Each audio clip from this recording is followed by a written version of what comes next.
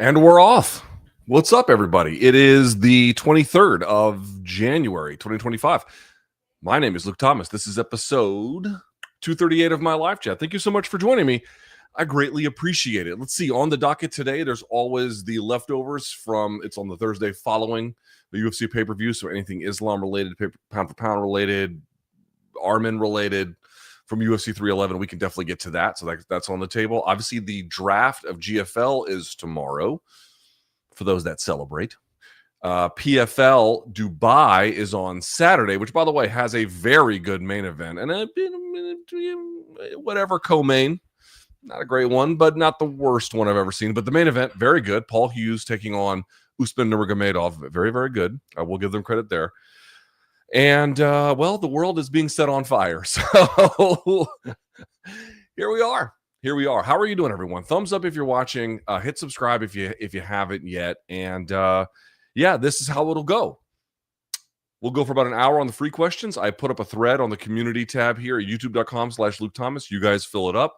We'll go for about an hour on those. And then after that, we will get to any of your paid questions. You can fire something into the super chat, unless you're a member, in which case you can contribute to the super chat for free, right? But if you want to be so kind as to leave a donation in the super chat, they go a long way. They're actually quite beneficial. So thank you so much for those who do that. But if you just want to hang out and you just want to watch, that's all good too. All right. We have a lot to get to today. I'm going to guess it is going to be a busy one. So with that in mind, let's get this party started, shall we?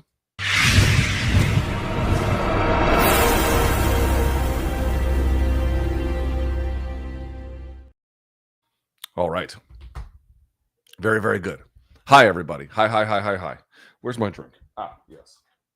Yo, I got my Voltrix, whatever the hell this thing is called.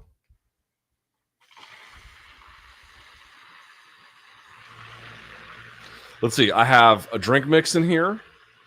I've got a fiber supplement in here. And I've got creatine in here. And then I put it in water and there we go. I think this is like Crystal Light, like whatever those like powdered drinks are, or whatever the hell you call them. Pretty cool, right? Not bad. Yeah, let's see how it tastes. Probably medicinal, but that's okay.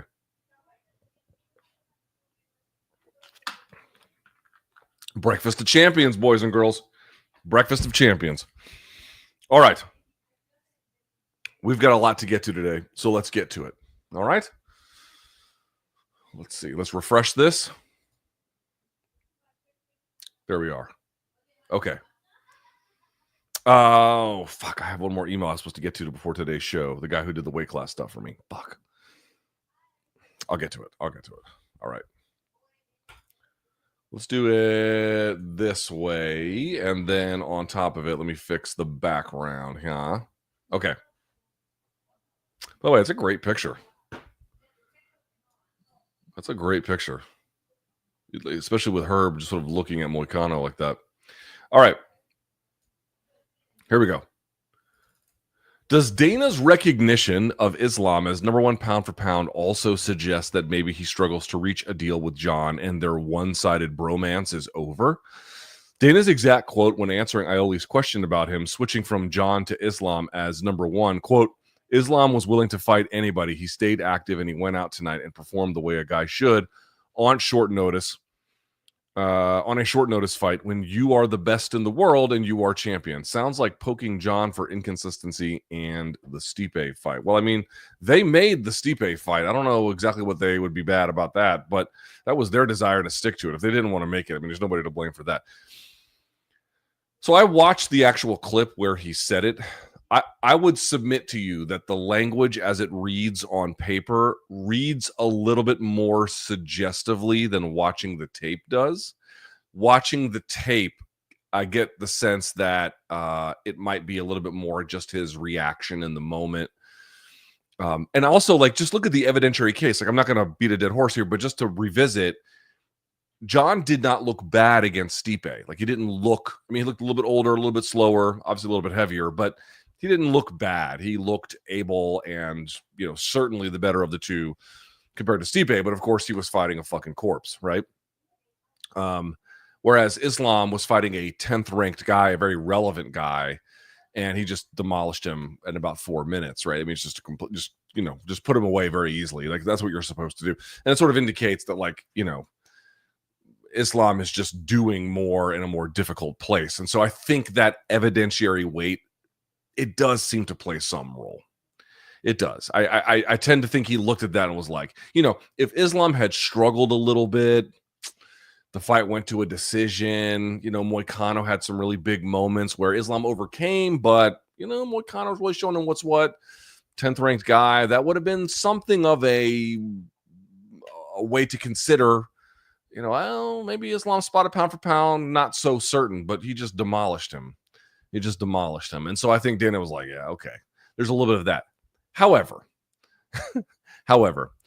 assuming that you're watching this live chat and you're understanding the words that I'm saying, it probably indicates you were not born yesterday. And the vociferous and sometimes inexplicable way in which Dana White was a booster for the notion that Jon was number one pound for pound, and by the way, indignant about it, like could not believe that people did not see this. There is no way to I think make those claims in the way that he did without realizing that he's probably assigning some promotional value to that, right? Like, I've got a fight with this guy coming up, promoting him as such is valuable for my interests. And I tend to think that Islam being active and, Jon, they don't know necessarily what they're going to get with him this year. Yes, that probably makes it easier to say things about Islam. Again, the evidentiary weight of the fight itself makes it easier to say those things. This is a roundabout way of saying, when I watched the tape, and you don't just read the words, but when you watch the tape, it seemed to me that he seemed to have a genuine recognition that trying to maintain the fiction that Jon deserves to be anywhere near number one pound for pound in the world, it seemed to have evaporated in front of him. That there may be difficulty promotionally, at a bare minimum, uncertainty promotionally with Jon in the year ahead and whether he'll fight Aspinall probably makes it that much easier to say it. I suspect that there is something to that. I guess all I'm saying is people want this to be about Dana like signaling like, it's going real bad with Jon. And I couldn't discount that. But that's not exactly my read. My read was that he looked a lot more convinced about Islam's placement there by virtue of what he had done that night with, a 10th ranked opponent. He seemed to be like, oh, right. Like, I said this on Fight Night. It's ludicrous to argue that Jon deserves to be number one. At a point in his life when he was active at 205, yes, of course. Like, that's not a very hard argument to make. It's not an argument that Jon never deserved at any point in his career pound for pound number one spot. That's not the point, nor would I even suggest as much. The question is right now. It is ludicrous to argue this. It is fucking ludicrous. Cyril Gane has regressed and was totally in over his head, totally unprepared, and he's still making bad decisions in the grappling department all these many fights later. And then Stipe, I mean, they had to almost wheel him out there, It's just, it would it's ludicrous to argue that is on par with what Islam is doing. Even if you're a Jones fan, and even if you appreciate him still being here, and even if you think he can beat Tom Aspinall, which, by the way, he might, who knows? I'm not suggesting he won't. I'm simply remarking, the level of achievement is it's fucking night and day. It's stupid to argue Islam is anything other than number one. The only guy who could even reasonably challenge for that would be Topuria or Poatan, and even, frankly, they aren't close enough. This is ridiculous. Just move on. And I'm glad it seems like he's finally letting go of this. However, let's imagine that they do sign that fight. Yeah? And they got to promote it. Will they then go back to, then go back to Jon's pound for pound number one? He probably will, right? So, obviously a promotional wind is having a role here. It's just silly to say that it's not. But, my view is that he looked at that and was like, okay. It's just moronic. It's been moronic, and now it's undeniably moronic to try and argue that what Jon is doing is on par with what Islam is doing. Get the fuck out of here. Umar was up 2-0. Yes, he was. Is it as simple as him getting better cardio in order to beat Merab? Also, how do you think Merab will fare with the looming over 35 curse coming? This is a great question. No, I do not think it is strictly a matter about Umar getting better cardio. Okay, so this is a great question, and I'm really glad you asked this. It's a bet 422. Very good question. No, it's not a function of just necessarily getting better cardio. Of course, would better cardio help someone like Umar against Merab in any subsequent showdown? Yeah, of course it would. The question is, how much is attainable? This idea that like because guys guys gas against Merab, opponents gas against Merab, and then you'll never see him gas again, or at least not much. It's not like Merab is beating guys and like, oh, Cejudo and Aldo. Aldo was at altitude, but Aldo and, O'Malley and all these guys have bad cardio. Like, really, none of them have bad cardio. Again, Aldo was at altitude.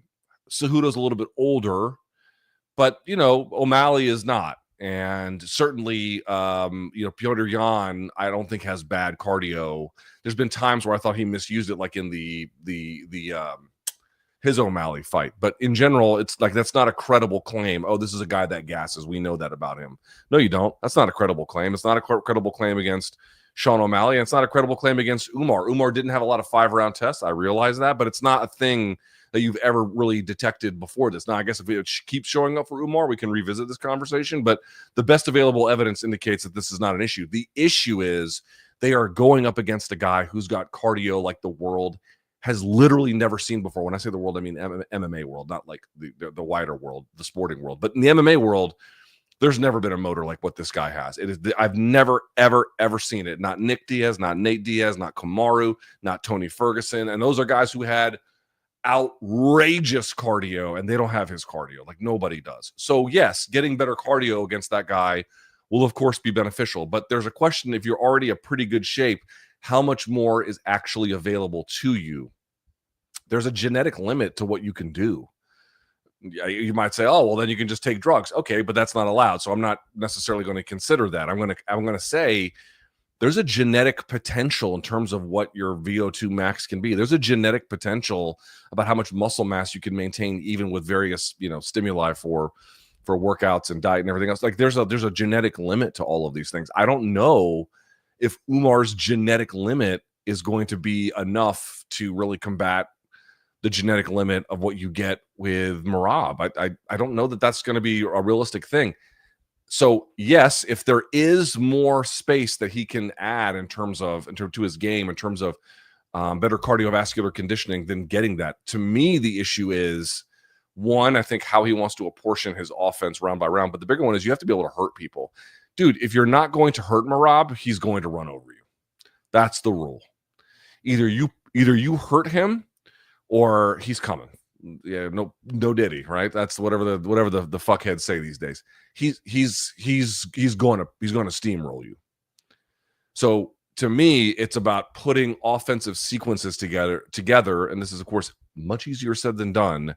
But if your game is predicated on touch, takedown, touch, circle, touch, round timer goes off, that's not enough to beat Merab. It's just not enough.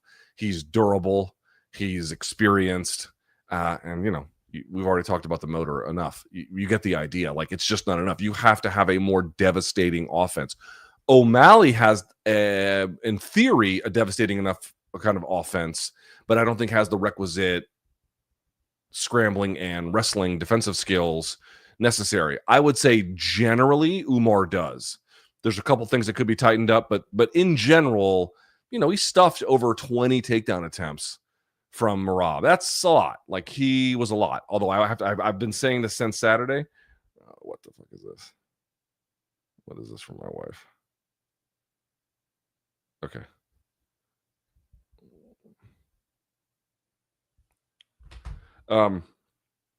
Merab had his takedown defense was primo.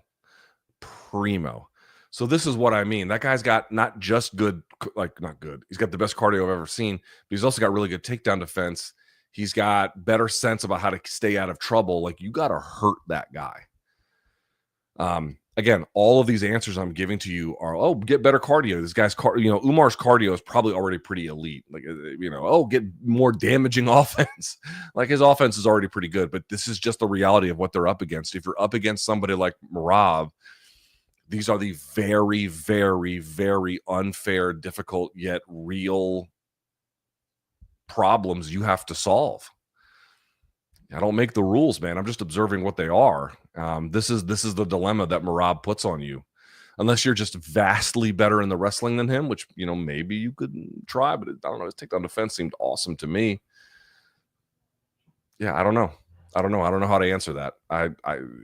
You have to find a way to hurt him. If he's not actually hurt. And it's a 5-round contest. If it was a 3-round contest, Umar wins.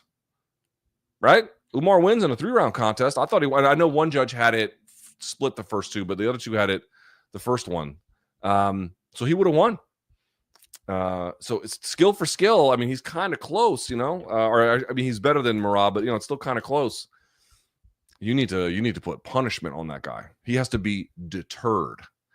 Right? It's not a question of what his cardio is. It's a question of what he's willing to do, because he doesn't want to avoid, he wants to avoid punishment. He wants to avoid difficulty. He wants to avoid being clipped and rocked. Like, that's the kind of fear you have to instill in him. It's just I'm just going to match his cardio. Pfft, good luck. You're going to need that. Luke, when guests like Chuck or Jed come to MK, or when you or BC appear as guests on Submission Radio or MMA Fighting, do guests get paid something, or are there some other types of maybe mutually beneficial arrangements? I would say generally there isn't much money changing hands. When I do sub radio, I don't do it for money. I don't know about BC, but I would imagine it's similar. When I do Between the Links, I don't do it for money. I just do it because I like those guys. If you see somebody come in studio, not always, but pretty typically they're being paid. That's not quite true. Like, we didn't pay Craig to come in studio. He came of his own accord. But, typically we try to pay for or give Chuck something, either for travel or some kind of nominal fee. But it depends. Like, if it's short notice, that may not necessarily be possible. Travel still usually paid for, but I don't know if the nominal fee after that really goes. So it kind of depends. So in certain cases, yes. In most cases, no. But typically much more the case when someone is in studio, their costs have been paid, and or there might be a nominal fee involved. It really depends on the budget and or the situation.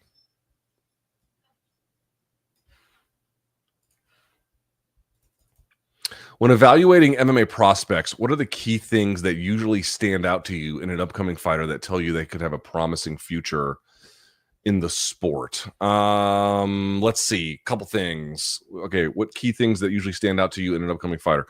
Number one, on their record, to what extent do they have 5-round fights? To what extent do they face other prospects in their area? To what extent have they faced other prospects on their, if they're in Europe and continental Europe? Experience to me on the regional scene is actually extremely significant and very, very telling. As I've said before, you can find a gazillion guys who've got 8-9 wins on the regional scene, all of them first round. This is somebody who obviously has probably a pretty respectable punch, or maybe very good submissions, but hasn't fought fuck all at that point. It's a guarantee they're going to get checked by the time they go to a bigger promotion. It will eventually happen, irrespective of weight class. This is something I've just seen over and over and over and over again. That's a big one.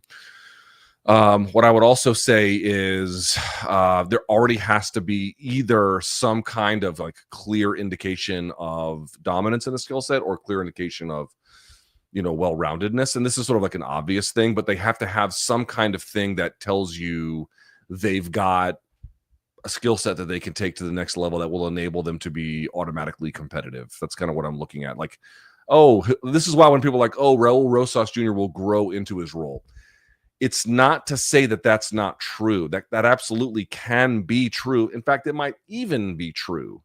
But if you are growing inside the auspices of what the UFC can do, it becomes a lot riskier.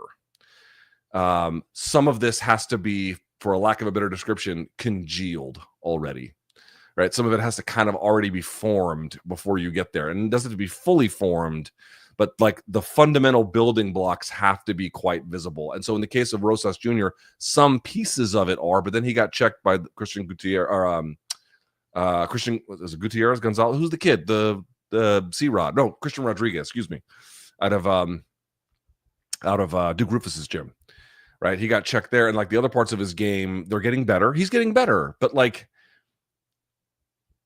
there's absolutely nothing inevitable about what he does. Zero inevitable. Not right now. I can't see anything there that tells me he's got like a skill set ready to win at this level on a consistent, scalable basis. Versus like when I saw Topuria had obviously right away great punching power. He had right away good takedowns. He had right away good jiu-jitsu. He had right away pretty decent wrestling. Some things were rough though. He was taking punishment, he was taking punishment a little bit more than I liked. Sometimes he was off balance when he was throwing. There were some things to work on, but here's another one. Like, to what extent do they improve fight over fight? How much of a refinement process takes place? You actually don't want them to improve so much, because then that means that they're actually we're much further behind. But like these clear ability to close these doors that were open previously, and I think the way in which you can see Topuria is able to shield himself, get in range, get out of range, right? These are the things that he wasn't necessarily doing before, but is he was, but not with the same kind of smoothness. And then 5-6 fights later, that's exactly what he's doing. These are the kinds of things. It's not necessarily any one thing, but it's like, do they have a foundational skill set? Do they have good experience showing that foundational skill set? To what extent can you measure? And sometimes that can be a little bit harder, but to what extent can you measure their decision-making basis? To what extent have they been pushed and had to answer? Like, to what extent have you seen them forced to problem solve? Okay, it's a 3-round bout. You encountered a problem in the first round. You encountered a similar problem in the second. By the time it gets to the third, can you think on your feet to develop an answer? The best ones typically can. They don't just go in there and overwhelm someone with a big punch. They problem solve. It's one reason why I don't know what's going to happen on Saturday between Usman Nurmagomedov and Paul Hughes, but I've been high on Paul Hughes because I've watched him problem solve. I've literally watched him do it. I've watched him experience a little bit of difficulty in early rounds and then figure out what has to happen and then exact that. And I'm like, aha, he's good. He's good. That kid is good. That was one way I was able to tell right away. Because, is he the hardest puncher? No. Does he have the best wrestling? No. Does he have the best jiu-jitsu? No. But he's got enough of a composite game where you can see that it's got an individual style. You could see it's rooted very well in foundations. And then you can see him begin to problem solve through the course of some of his longer fights in the way that he needs to. Good decision making. These are like the component ones that I look for. But honestly, I'll tell you, like, you can learn a lot just from looking at someone's what would I say? Pre-UFC resume,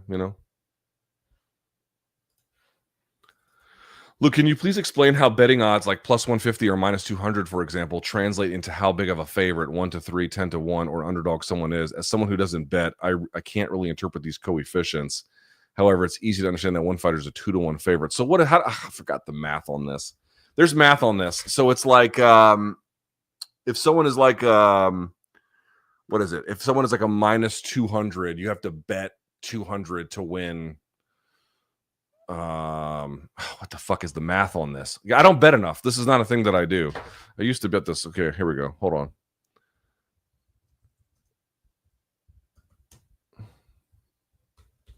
Here we go. Hold on. Give me a second. Yeah, here it is. This is it. Sorry. It's been a while since I gambled. In fact, maybe, I don't know, like 20 years. A long time. This is it. Okay. If the odds on a baseball team said they're plus 150, that means that for every 100 you bet, you would win 150. If there's a minus sign in front of the odds, that is the number that you would have to bet in order to win 100. So, for example, if a football team was minus 250, that means you'd have to bet 250 to win 100. That's right. And then you're asking slightly different ones, like how does that relate to hold on. that? I have forgotten this, how this works. Fuck it. I'm going to move on. I have forgotten how this works. There's a million places like this, but you just have to Google it. Sorry. But you get the idea. Well, no, you don't. You're asking how does it translate to 2-1 versus, well, I think you just have to do the math. The odds have to be in conjunction with that numerical value in terms of what the betting would be to yield the result. I think that's right.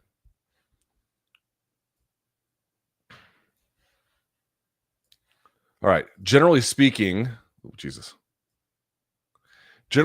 fighters moving from featherweight to lightweight is pretty normal in the UFC, and talented featherweights have proven to have the ability to succeed in the lightweight division. Charles, Dustin, Connor, etc. So why do people use Volk being a featherweight to discredit Islam's win? It's not like it's only angry Volk fans or Islam haters discrediting him. I also remember Dana bringing up the fact that Volk is a featherweight as a reason why Islam shouldn't be over Jon on the pound-for-pound list, even though, of course, Volk was pound-for-pound number one at that time. He was almost acting as if the Volk fights had no meaning. Sure, Volk is a featherweight, but the Volk from the first Islam fight could have terrorized most of the lightweight division. That's a supposition. There's nothing wrong with having a competitive fight with that guy. Beating him should be considered impressive. So there's a few questions here. So why do people use Volk being a featherweight to discredit Islam's wins? So a few things I would say. Charles's resume, Dustin's resume, not so much Connor. But those two guys, and most guys, Moicano was a featherweight guy. Their resumes at featherweight typically sent them to lightweight. That's an oversimplification because what's really happened is they had mixed success at featherweight in certain cases, often as a result of like heavy weight cutting. And then when they adjusted for that, things got a little bit better for them and they matured in their skill set. So it's a combination of the both. But that's a big one, is that a lot of these guys had kind of up and down performances at featherweight. And then, they had a bit of a different reality in a different weight class. So you kind of almost segregate their career in that way, or at least, put a dividing line at a bare minimum. The other part is, listen, he is coming up in weight. It's not like Volk is a huge featherweight. He's actually like a modestly to maybe even a small-ish. It's a little strong, but, he's not a huge featherweight. And so if you're Islam and you're fighting a guy much smaller than you, a different weight class who, yes, he moved up to 55 to challenge you, but ordinarily he is a Jesus, fuck me, bro. Oh God. All right. Jesus Christ. God. Okay.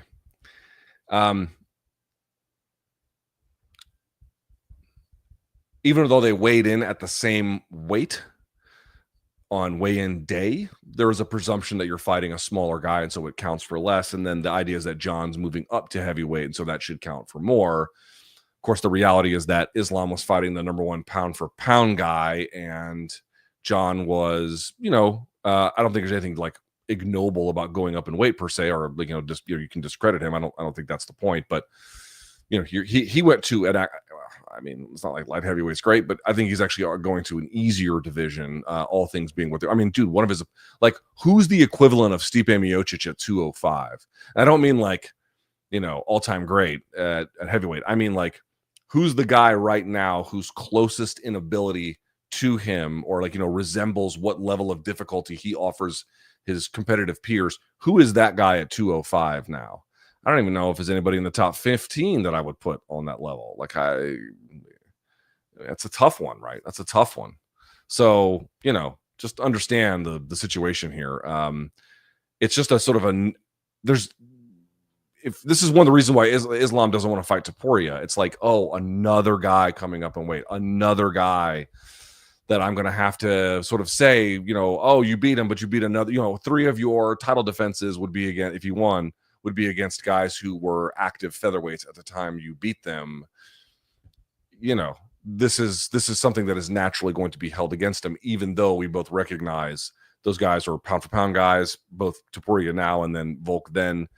And, they are absolutely much tougher to beat than the Cyril Gans and the even with a weight advantage to a degree. And also, like, John made the way to 205 every time he fought, but like this is what I mean about like genetic components. John enjoyed a genetic leverage in terms of like the size of his limbs and everything else, and like obviously his natural athleticism, in a way that he was able to fuck around and then just get over on some of these guys, all of them basically. I mean, he wasn't fucking around the entire time, but you get the idea. And then Merab has like this cardio that like I like. Merab has the kind of cardio that I don't even know if you can train for that. Like, oh, I'm gonna match his. I don't even know if that's possible. Maybe it is. I genuinely don't even know if that's possible. These guys just have deep rooted advantages, and now we're talking about, oh, he's putting himself at a disadvantage to go up at heavyweight. I'm like, I don't think that's true. I don't really believe he's actually. There's nothing about what John is doing that makes me believe he's taking things on disadvantageous terms. To me, he's taking everything on advantageous terms. And listen, if people want to pay him money to do that, then that's what you do. But if we're assessing like who's doing what, there's just more nuance to it than that.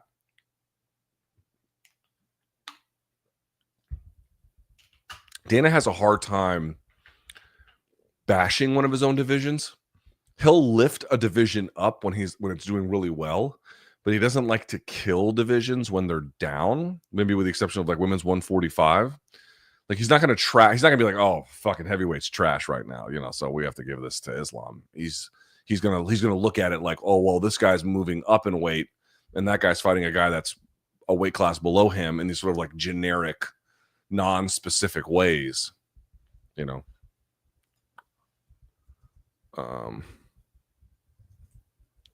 me see something here.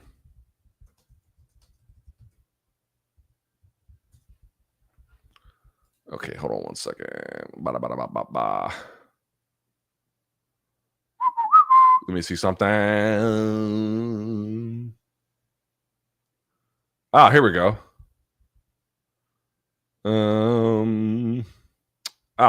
So it was on my mind. We had to do it. So let me put this up here. You were asking about the odds. I couldn't let it go. So they call this the fractional odds. Okay, fractional odds, aka British odds, traditional odds, are popular among British and Irish bookies. They are typically one a slash or hyphen. So a fractional listing of 6-to-1 odds would mean that you could win $6 for every $1 you wager, as well as get the amount you wagered back, right? Of course. In other words, 6-to-1 is the ratio of the potential profit to the initial bet. Therefore, if you stake $10 at 6-to-1 and win, you'll get a total payout of $60 profit plus the $10 stake.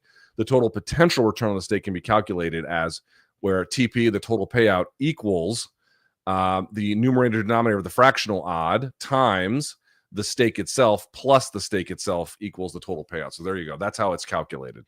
Just like that. Very good. Glad that we cleared that up. As you can see, I'm not a bettor. This is not a thing that I do. All right. During 311 fight week, Jamal Hill said he started this camp weighing 260. That's heavy. So was a lot of his training aimed at cutting weight instead of proper preparation for Jiri? No. I'm going to go over the words you're using here. Either he let himself go Pimblett style and got lazy, or was still recovering from an Achilles issue. Don't you think he should maybe try heavyweight then? He seems pretty technical for that division and might have some success. I wonder if if you look at I made a video yesterday. If you look at the same day weigh-in results for the California Athletic Commission, obviously they weigh you in the day before, but then they want to see how much you gain the following day. So it's not like binding necessarily, but they want to see what the number is. And he did not put on, I think it was just 8%. He did not put on a huge amount. He's not a big guy. Now, listen to what you said. Your words were exactly, so was a lot of his training aimed at cutting weight instead of the proper preparation for Jiri? No, it wasn't aimed at cutting weight. Cutting weight is the loss of fluid in the body. Losing weight is the mitigation of the amount of fat you have on your body. So there's two different components here. In a camp, our fighters, they can do all kinds of crazy shit. But ideally, if you're doing it smartly and you're doing a camp, oh, yes, I locked my door because Tuki's going to come home like motherfucking Godzilla. You want to spend your camp losing some of the fat hanging around you. Typically, they're going to put this number at around 10% of your overall weight. Then when you show up on fight week and you weigh in, the idea would be, from whatever that number is, you would lose 10% of that in order to cut the weight that you would need to get to whatever your limit is, 155, 170, you name it. That's typically what they're looking for. This is why you see, Cyborg, when she was trying to make absurd weights, she would have to do an insane amount of road work.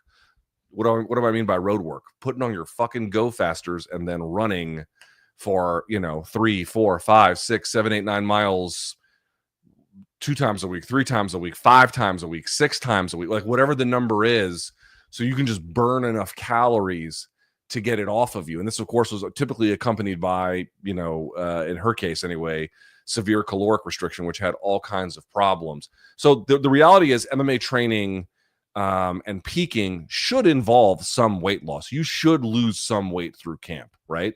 I mean, obviously, if you're really lean and, depending on how you eat, there can be exceptions, but it should be, remember, you're ramping things up. It's not your general level of preparation. It's not your general level of readiness. You have to add a degree, and several degrees in certain cases, of difficulty and rigor and extra training sessions. This will involve some reduction of fat, and you can't spot reduce, but, overall, it will lean you out. Cutting weight is the removal of the water from the system, draining out the internal organs, draining out the skin, draining out the digestive system, draining out, you name it. And then you're putting that water back in over 24 hours. You obviously are not going to add back the fat weight that you lost in 24 hours. So there's losing the fat, and then there's cutting weight. They are different things. Maybe you were using different terminology for one, which is what I think you were doing. But if you're going to say cutting weight, that is very specifically a fight week event where you are just reducing the amount of liquid in your body. Simple as that. And do I think he should go to heavyweight? I don't really think so. I'm going to say the same thing I said about Jiri. I think he needs to work on his skill development. Maybe he could go to heavyweight and really compete. It's a possibility, I suppose. But, do you like his chances against Aspinall? I don't. Volkov even? Maybe because he's going to have a speed advantage, I think, over some of those guys. But it's, unless you're naturally around 240-ish or bigger, I don't think that's a good idea for you. You're like, oh, he was 260. My feeling is he might need to, if he was dealing with an injury, then forget this. But in seeing that he was maybe 260, if it was not Achilles related, then his general level of preparation might need to be higher so that he doesn't have to spend so much of his camp just losing weight. Because the whole idea would be, yes, of course, by ratcheting up what you're doing, as I indicated, there will be some fat loss, but you want those training sessions to be around less so skill development, but what's the game plan? We're practicing around these things. We're getting these individual skills ready and sharpened for this particular opponent. You're really investing in the technicality and the muscle memory of it. You're not doing it just so you can fucking lose weight. It might actually be that he has to work on.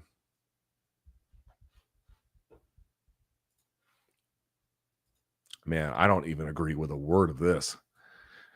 GFL seems to be off to an extremely promising start. I mean, I cannot imagine how you could look at what they're doing and think that. I mean, I get the exact opposite read. A handful of fighters they have announced this week have spoken out against them, stating they haven't signed anything and are, in fact, under contract with other organizations. I saw some of that. They even announced one Polish fighter. I'm not even going to bother trying to say this dog's name, who was sentenced to 7 years in prison. I saw this guy. He had, I think he had like a skinhead. I'm not saying he was racist. I don't know. But in February of 2024, seems extremely shady. You may have been doing a bit here at the top. Seems extremely shady so far. And let's not forget the list of retired fighters with symptoms of CTE that were on the initial draft list. Yes. What the hell is going on here? What exactly are we getting with GFL CEO Darren Owen? I know he just did a town hall with Mike Heck, but is there anything you could tell us about Darren and others in charge of GFL? No, I couldn't tell you jack shit about Darren or the leadership there, other than to say, I mean, I don't know. I am amazed. Well, yeah, yes and no.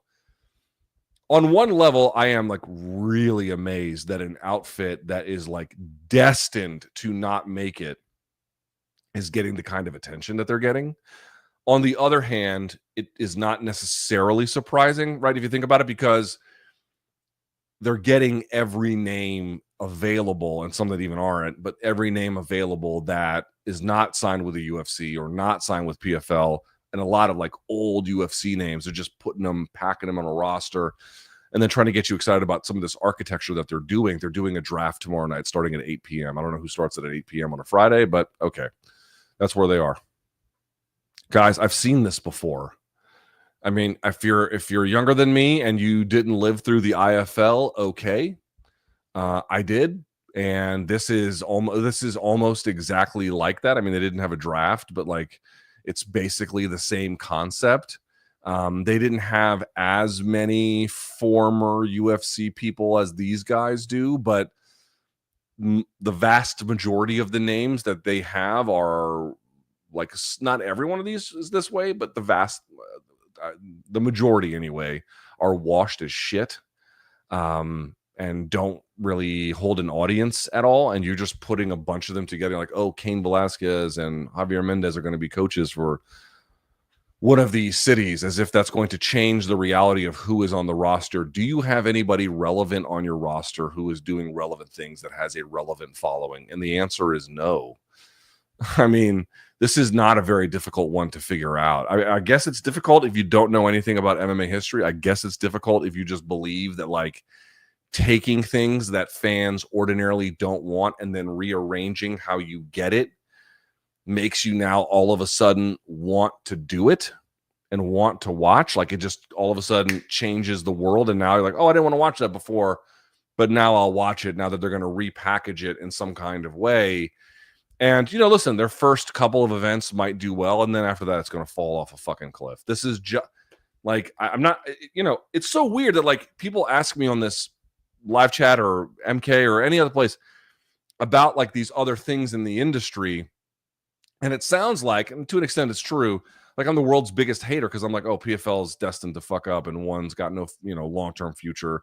Hard to say exactly when those things go out. That they're certainly PFL's position is like radically more secure than GFL or perhaps even one. But you know, like the trajectory is clear for all of this. They don't have anything relevant that is serviceable as a way to generate income at scale over time. Like they just don't have that. They don't have any of those things. So like it's not very difficult to see that it's going to go out of business. It just, and again, having watched what happened to the IFL, like you know, I don't know what you want me to tell you. Like, oh, they had Baz Rutten, they had Frank Shamrock, they had Ken Shamrock, they had Renzo Gracie, they had Pat Miletich as their coaches. These were all hugely relevant names at the time they were picked. What happened? Like, you know, like, well, this is fucking stupid. Like this is fucking stupid. But you know, if there's one lesson I've learned, it's you cannot believe the amount of money investors put into MMA promotions that are doomed to fail from day one. Like the millions and millions, dude, you could have fed, like, what's the poorest country in the world? Whatever that is, you know, whose people are, you know, I mean, you could rebuild any war-torn environment anywhere with the amount of money that has been wasted in combat sports on ventures that had zero promise. It's shocking. Like, stick around. You'll see this again. When was the IFL around? 2007? So what has it been now? It's been 17 years. Wait another 15 to 17. You'll see this again.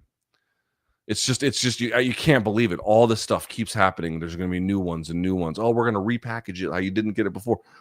Oh, PFL is going to do a tournament system. Luke, why were you down on the tournament system? I don't know, because I saw Bellator struggle with it, and it went nowhere. And sure enough, what have they done? They have now moved and changed how they do it. They're still doing tournaments, but not how they were before in this whole way, because that way, the way with points and all this whole playoff system, you know, that's what sports fans are used to. They'll see that and they'll think, aha, now I want to watch this. Did any of that prove true?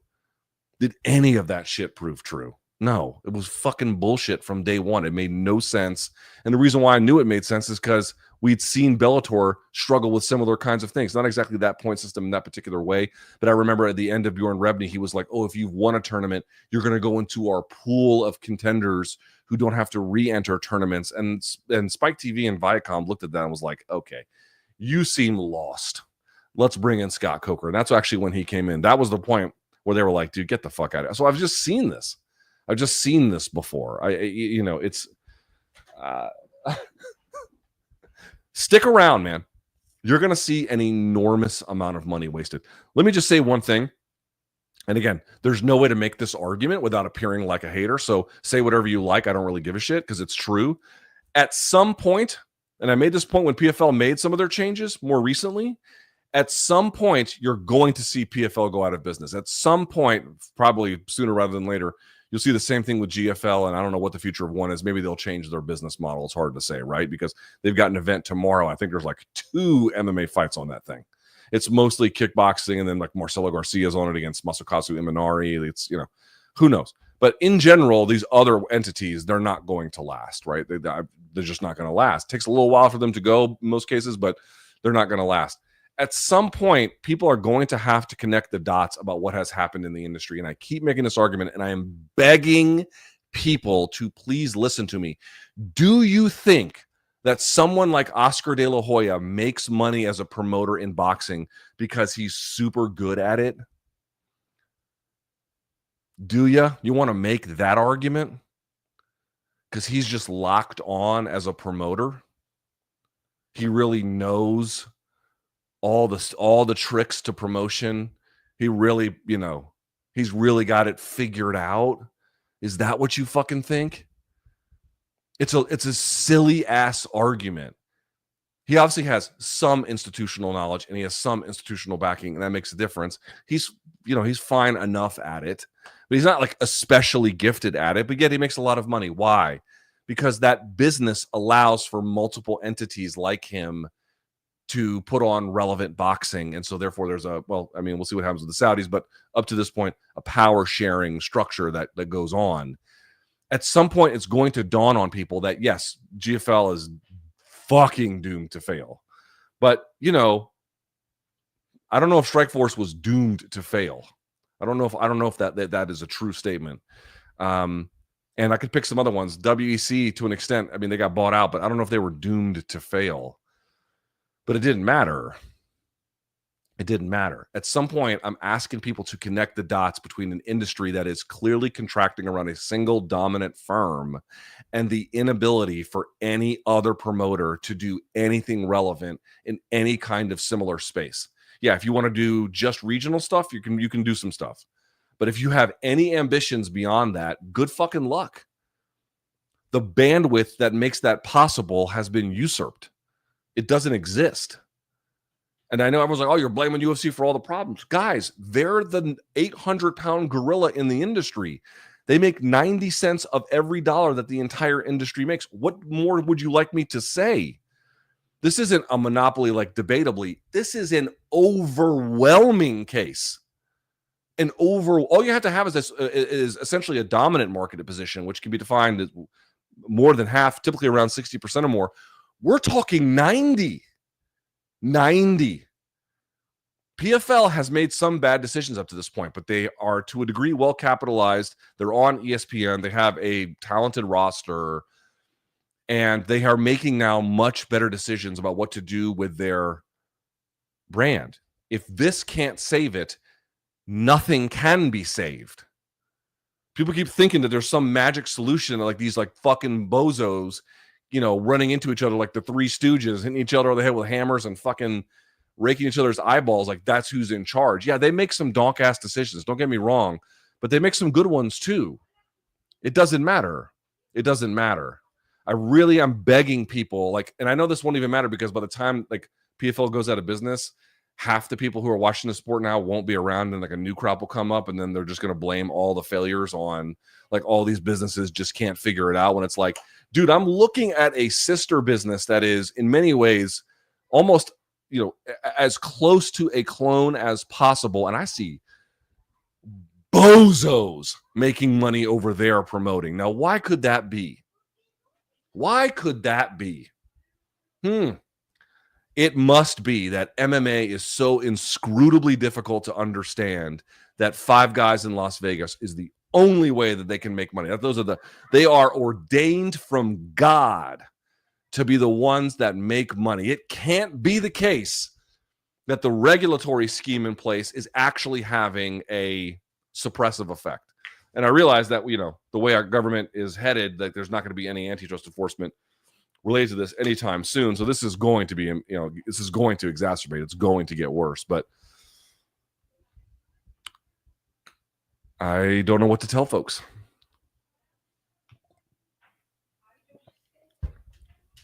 In a different regulatory environment, PFL would succeed.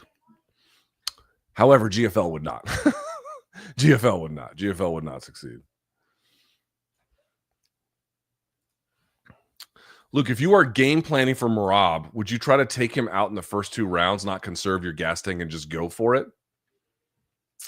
Something like Hamzat? That seems pretty risky. No, because like that, you're not buying I would put pressure on him. I would recommend whoever is fighting him, he would put pressure on him. But I think that trying to just steamroll him, of course, could it work? Yes. But then like, if you fail after 2, now you're fucked, and he's not a great finisher. So like, you're just going to get whooped on for 15 minutes. Like that is not a great idea either.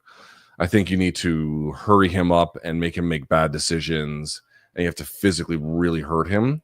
But I think you have to be patient as well. You have to be in good shape. You have to, if you had a guy who had like a Hamzat skill set at the relevant weight class, it's maybe a little bit different. Folks, by the way, have said like Pantoja versus Merab is not a bad fight. I actually kind of agree. Probably pick Merab to win that one. But like, Pantoja has great cardio for the most part.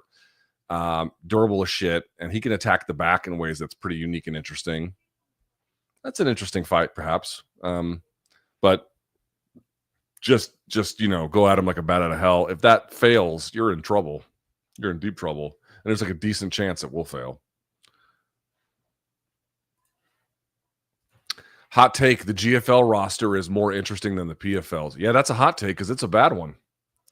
It's a bad one. I realize they've got 400 names. So like in some ways, maybe it's like just, they've got more names that That's true. They've got more names that guys have done more with their careers, right? Like Vanderlei Silva, one of the all-time greats, but I wouldn't consider him an interesting addition to any fighting roster. The guy wrote a letter to Judge Boulware in the fighter lawsuit saying that he has so many problems with the injuries he has sustained from fighting in his brain that he needs the settlement to go through so he can get the appropriate medical care from the settlement check. So, I saw prime Vanderlei Silva. We are not anywhere even approximating that. So, they've got into it. This is what I mean. Like, this is why they're getting name. This is why they're getting more coverage, because they've got guys with a lot of name value. But like fighting value, no, they don't have shit, or very little anyway. Very, very little. Here we go. Weird question. Why don't more Americans leave to live in other countries? I know plenty that have. I often run into some of you guys in Bangkok, and some of my closest friends here are from the US, but the ones I meet that are traveling through seem unreasonably scared settling in other countries, although they keep telling me about the high living expenses they have to deal with and how every institution of business that is supposed to serve them, banks, insurance, healthcare providers, etc., is constantly screwing everybody over. That's true. Social climate seems pretty fucked. Why stay? Well, it's not so easy to go. I've got a kid. I'm just gonna like move to Thailand. Like, even if I got a visa for a long stay, I don't know anyone out there. I don't know if that makes a lot of sense. I'm just gonna uproot my life. Like, it seems very difficult to do. A lot of Americans don't have the financial and or legal ability to just up and change the place where they live in terms of the country. Some do, of course, and some do. My best friend, the guy who was the officiant of my wedding, he moved to Spain. He's not Spanish.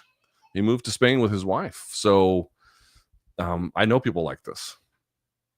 And why do they move? They don't want their kid to get shot in a school, which seems like a reasonable concern. College is very affordable over there. They have great infrastructure. They have, a great way of living. They have basically free healthcare. Why wouldn't you? Why wouldn't you? It's just not so simple for a lot of people. I don't think. And also, there's like a lot of, like any other country, the United States has good things and bad things. But I will say that there's just a lot of mythologizing that goes on from a very early age about like how much better the U.S. is. And again, there are ways in which that is very, very true. But of course, there's ways in which that is very, very false equally. Like anybody who spent any time in Europe to a degree will know that the American infrastructure and transit system is dog shit compared to what they have, right? But I've driven on the roads in Colombia. The infrastructure there is significantly worse, right? So you get the idea. But between mythologizing, but you can make more here too. That's another part too. Like you can, yes, like Spain's a lot cheaper, but you're going to make a lot less. So if you can make American dollars, that's better. But just a lot of things. It's not so simple to just uproot your life, and a lot of people don't have the means, and a lot of people don't even know where to start. And it's just not so simple. But I think that there are people that I definitely know people who have done it. I don't suspect that I'd retire in the States. I don't see it. I mean, do I have a 401k? Yes. I've got 2 more payments on my mortgage and I'm paid off. Obviously, I would still pay all of your taxes and everything. But I'm doing okay. But even with everything that I've done, like here, let me show you this. Tuition. Okay. All right. Folks, look at this. Okay. This is William and Mary's in-state and out-of-state tuition for the last calendar year. So if you are an in-state resident and you go, it's $25,000. Is this per semester or is this per year? I'm pretty sure it's per semester. Let's see.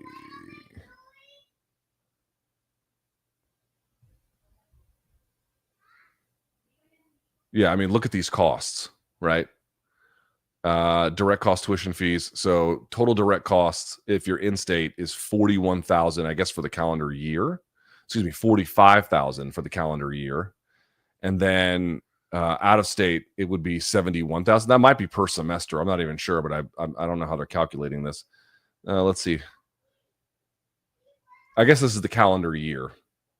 Yeah. So when I went to school at William and Mary, it was $5,000 a semester. So the entire thing was $40,000. The entire thing.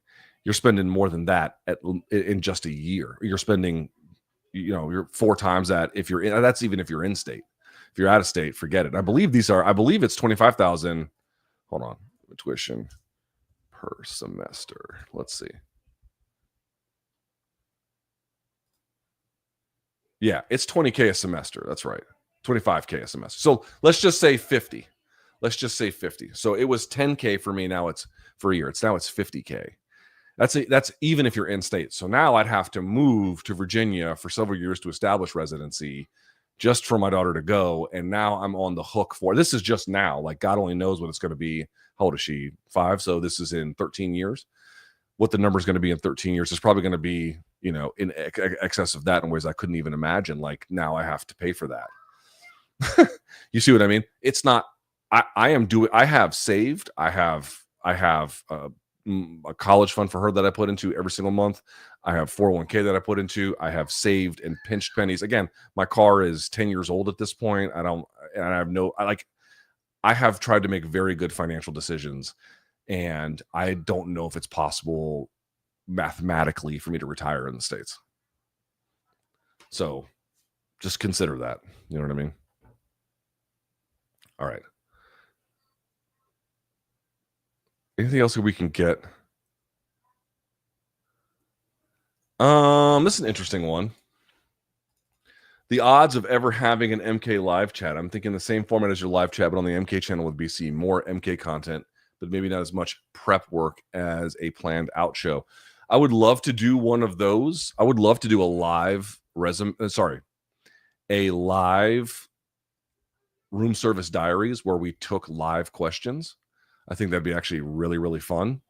But I don't want to replicate this, if that makes sense, right?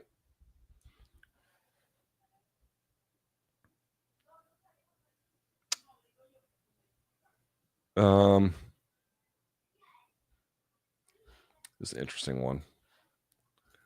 Thoughts on Ray Longo saying Cory Sangaegen views the sport in a weird manner, which caused him to lose fights like the Umar fight, where he is overthinking the cerebral aspect of it with things such as space and motion and not putting it on his opponents. In the case of Umar, allowing him to reset and pace himself in the fight. Besides that aspect, judges themselves don't view the sport as Cory does, nor do most people. I would have to hear what he would say, but there might be a little something to that. I mean, Merab is kind of the guy where it's like he trains hard. He has got, again, Merab's takedown defense is fucking awesome. So it's not like he doesn't have some real skills. But also part of like what he does is just, you guys know what the nickname of Fabricio Verdum is? Vai Cavallo, which means go horse. Like go horse. That's kind of Merab, just go horse. Just go. Right? Just it's just a certain level of like let the aggression kind of and the muscle memory and the training and everything else, but let that physicality and that intensity and that tone setting, let that do the work for you. You know, let that kind of, whereas if you're thinking and trying to compute, that's slowing you down and that's making you a little bit more reactive. And Merab is proactive, you know, and I certainly think there might be something to that. It's not, to me, it's really not, I mean, like you can't really look at Cory's game and be like, oh, he's not skilled enough to have done pretty well. And he has done well, obviously, but I mean, like, you know, truly elite.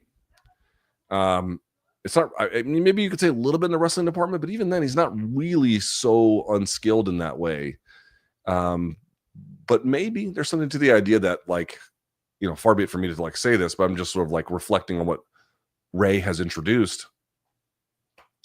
Sometimes unthoughtful aggression can be much, much better than slow, reactive, thoughtful responses. You definitely want to be thoughtful to an extent. You definitely want to make smart decisions, but sometimes just hitting the gas pedal and just going can do a lot for you. All right. With that in mind, if you want to put something into the super chat, we'll get to that now.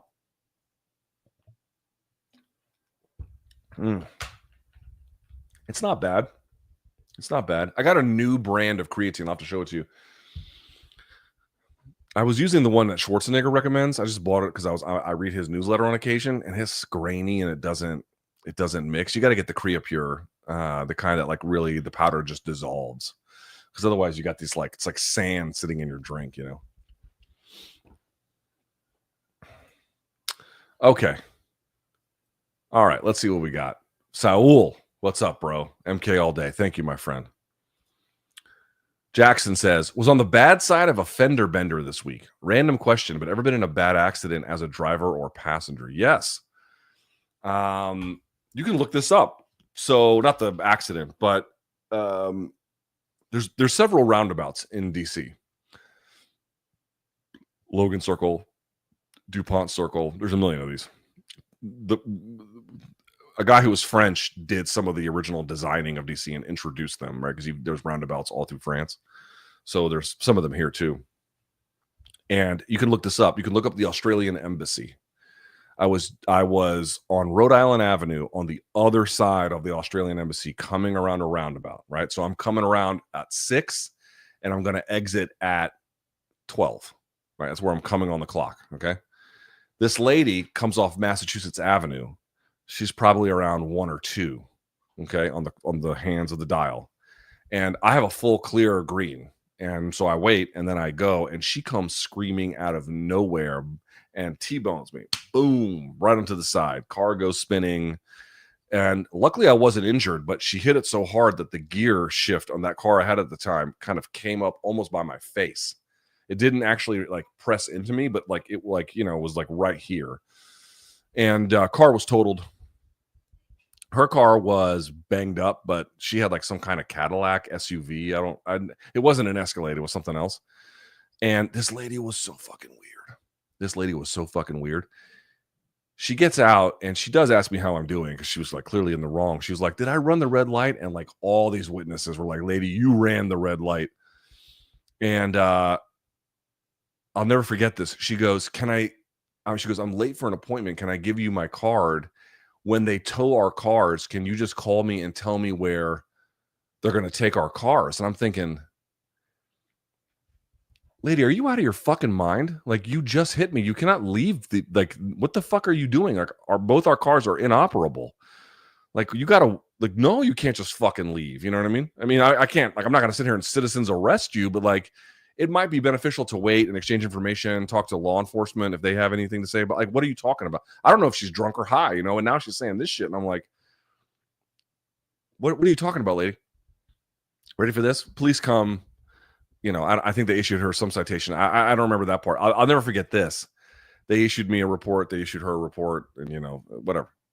And then they towed the vehicles, and I got my whatever the value of that car was at that time. They gave me the full remainder of it because it couldn't be repaired. And that lady called me, maybe like a week later, and she was like, "Hey, do you remember me? I'm the lady who hit you." And I was like, "Sure. What's up?" And she was like, "Do you know where they took our cars?" And I'm like, "You were there. They gave you the thing." She's like, she somehow managed to have, I can't remember the details. She exactly had my number, but she had lost the paperwork about where our cars, or where her car anyway. No, our cars were towed to the same place where our cars had been towed. And I was like, well, I have the place because I hadn't fully received at this point, that it was a total loss on insurance.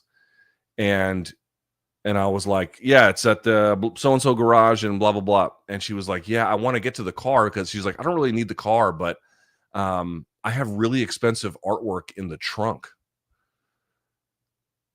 And I was like, dude, what? Bitch, are you out of your fucking mind? Like, who are you? And I looked her up, actually. She was married to some dude who had a job at a think tank.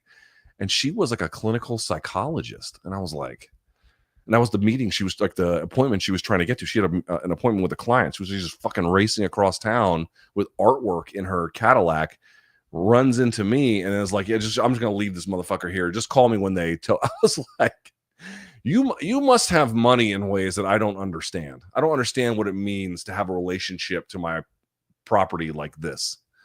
You know what I mean? Or I'm just leaving. I just leave the fucking artwork in the garage, in the car in the garage. Like, what, bitch? What are you doing? So I don't know what happened to her, but yeah. Jackson says, Bisping told a funny story about the firearms instructor on Den of Thieves 2 freaking out on Gone because he kept on flagging everyone. Dude's a total donk. Oh, was he just like waving the pistol in everyone's face, Jesus. Given the few bright spot overseas events, why don't the PFL focus solely on international markets? This could expand their reach while providing more access to a broader pool of talent. I definitely think they could ratchet it up, but if they're going to they want to make inroads into pay-per-view, which you cannot do by hosting events over there. They might have contractually some obligation to host them on domestic territory. If they want to develop an American fan base, it's really not going to be that easy to do it when you're in France or Dublin all the time. Like, you have to have a presence in the American market if you want to be on American television. It seems fairly straightforward. But to that point, maintaining a presence in Europe to the extent possible is also going to yield dividends, Dave, what's up, bro? Welcome to the party. Wolster says, how can someone as smart as Sam Harris have such a blind spot on the topic of Israel and Palestine? Boy, this is how could people who wrote the Constitution have a blind spot about slavery? How could any number of great thinkers, intellectuals, important visionaries have always had an enormous amount of blind spots related to any number of different things, whether it's something as trivial as their personal appearance, whether it's the ability to establish communal relationships with others, or other strange ideas about the world. I mean, typically people have good ideas or even great ideas. They've got a lot of really outrageous, silly, crazy, or incongruent other ideas. Also, I mean, guys, did you see the settlement that Harvard came to this week with a few students who were suing them? We're talking about one of the most prestigious academic institutions in the world. Irrespective of geographic territory, Harvard is as preeminent as it comes. And they're trying to basically, this is not quite right, but they're trying to treat Zionism as a protected ideology that can be studied, but not in ways that are they perceived as condemnatory. I mean, they are trying to make versions of criticism of the state of Israel illegal, or at least, banned on campus. And you're going to see certain states requiring people who want to work in the state. Various teachers in Texas have to take loyalty oaths. At least there was the attempt at making them sign loyalty oaths to Israel. Like, there's the amount of pressure in this country. I've said it before. I'm 45. I've never seen Palestinian life matter in this country. Maybe a little bit now in terms of the reaction to everything that happened in the last 15 months, but it's just been a consistent dehumanization, a consistent inability to reconcile with the merits of their position, and a consistent unwillingness to accept what we as Americans and obviously the Israeli government are doing to them. A consistent unwillingness. It has been pervasive my entire life. And for my mom's life before that. It has been woven into the fabric of who we are. It has been woven into the fabric of how we build our institutions. It is now being woven into the fabric of how we make laws or rules on campus speech and various other things as well, all related to this. This kind of cultural and intellectual force, I mean, it's very difficult to fight back against this. And I think it has a way of both silencing certain people, has a way of convincing other people. It has any number of ways of just pulling people along in that tide. It takes great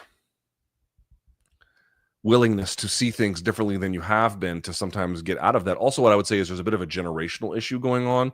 Obviously, if you look at boomers and how they feel about the state of Israel, they're going to think much more closely to something related to its founding or some of the decades following its founding. They have a much more appreciative view of it, whereas the younger you get, that sentiment changes pretty radically over time. I don't think he's a boomer exactly, but he fits much more in line with the demographic that is just naturally going to have a much more sympathetic view. Also, he's been extremely critical of Islam. And then I think I've read his books. I've actually done the work. I don't think he is, to a degree, I would not say he is a great friend of any of the Abrahamic religions. I think that's pretty true, but he seems to have a particular proclivity for going after Islam, whether or not the academic support for that is there or not. So all of these factors, I think, can sort of tell you, how can you get somebody who may have some good ideas on certain things and they can just say, things that just blow your mind, and other ones, this is one of the many mysteries and difficulties of life. The Sheldon writes, "Hey LT, great content as always. DK reportedly is stopping in-house content." I did see that. Does this affect MK? No. It was mentioned in a Mike Golick, I think you mean Mike Golick interview. Thank you. Yes, it was. I think they got rid of Golick and his kid do a show. They said they're getting rid of in-house content. They just don't want to produce it. DraftKings doesn't produce our content. Our content is produced by All the Smoke, and All the Smoke has a deal with DraftKings to produce this content. So, no, we're not affected at all. Josh, welcome to the party. Alex says, "My wife is Iranian, here getting her PhD on a student visa. Should I be worried about her green card application being declined?" You should absolutely be concerned about that. Is there a possibility she gets kicked out of the country? I wouldn't have said this, a week ago. Well, maybe I would have, but I wouldn't have said this, a year ago, but I would absolutely say it now. If you don't have an immigration attorney and your wife is here on a visa and you're hoping to get a green card application, I realize that she's here via a student visa, as you indicated. She's here for higher academic work. Trump does seem to be very, very appreciative of H-1B visas, and potentially she could get one, in which case she would be probably in the clear. There's ways in which this can go well. I'm not here to declare to you that this is inevitably going to end in sadness and tears. But if you don't have an immigration attorney looking into this immediately, you are already behind. I would not in any way whatsoever count on anything being any norm you might Let me give you a bit of an advice for the next 4 years. Any norm that you think is there, like any territory that you think could not be dug up and be undone, I would assume that it could be. Not to say that it will in all cases. I don't think that it will in all cases, but thinking, oh, like this territory is off limits and this territory is safe, only if it's like, business as it relates to friends of the very powerful. But short of that, like there's nothing that's off limits.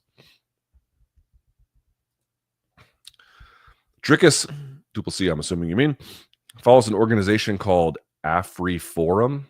I have not heard of them, which is described as quasi-white nationalist and far right. Okay, that's fun. To what degree do these antiquated racist attitudes persist in South Africa among white elites? I have no fucking idea. I have not the slightest clue about political alliances and or movements and or the political attitudes among white elites in South Africa. I don't have the faintest idea, nor do I know anything about Afri Forum. I'm taking your word for it.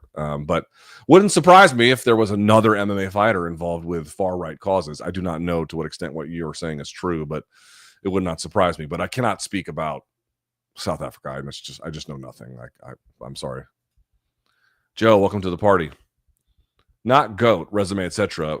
Who do you think is the best ever variability of striking and grappling? For my money, it's DJ. Please expand on how good he was in his prime for those that may have missed it. I would say the guy who I thought in his prime was just like way better than everybody else, I would say is BJ Penn. That's debatable, certainly. But you're asking about DJ. I mean, the problem was during his prime, the division, it's still this case, but he was beating Ali Bagautinov, and I don't know what those names were necessarily doing for his resume. Obviously, he was fighting better guys at 135, but it clearly was a bit too much of a size gap for him, certainly at that time anyway. I just remember Cruz Cruz fought DJ, and I remember Cruz being just like going for those doubles, and like DJ was just physically overwhelmed. He wasn't technically overwhelmed, but he was physically overwhelmed. So there's kind of this issue, but like, when you're throwing people in the air and then catching them into an armbar, and then you guys saw that combination he hit on Adriano Moraes. He's just remarkable. Super, super, super fast, super athletic. He got tested by John Dodson in their first fight and had to wrestle that fight back, and he did. Durable, ever improving, super well-rounded, ahead of one of these guys who's like really ahead of the game. That's kind of what you're looking for when you look and who has enduring greatness. It's the guys that were ahead of the game, and then as they aged, the game kind of caught up, but they were still pretty good that whole time. That's really what you got with him. Anybody who's like that is that's the special thing you're looking for, is their peers can't really touch them at their best. If it was Khabib that Volk fought at UFC 284 and not Islam, how does that first fight go? I think Khabib beats him up. Yeah. My namesake, welcome to the party.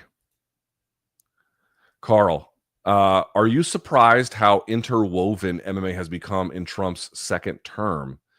And in many ways, it's a perfect match. No group is more submissive to power if you say what they want to hear. I mean, I am very surprised. I am less so that, but I am surprised to see MMA as relevant, or at least the UFC anyway, as relevant a political force as it has become, in part because they've made a lot of oafish decisions over time, and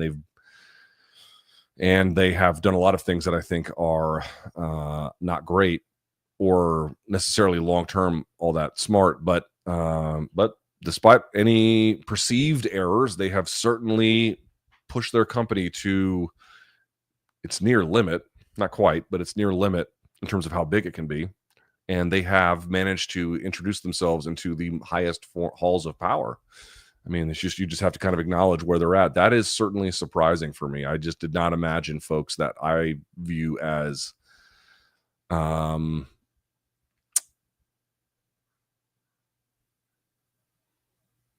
do I say this exactly?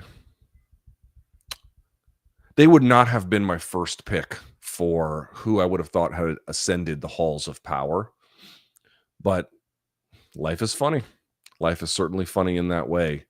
And I think that fighters who are, in support of the current administration and the ideologies that underwrite it, if you have a name and you're willing to promote that cause with your name and look at the audience in which they're able to have an effect on, this is a very, very powerful thing. It makes sense when you actually look at it. I just think 15 years ago, I don't know who was predicting this. It certainly wasn't me. I don't know if anyone was predicting this.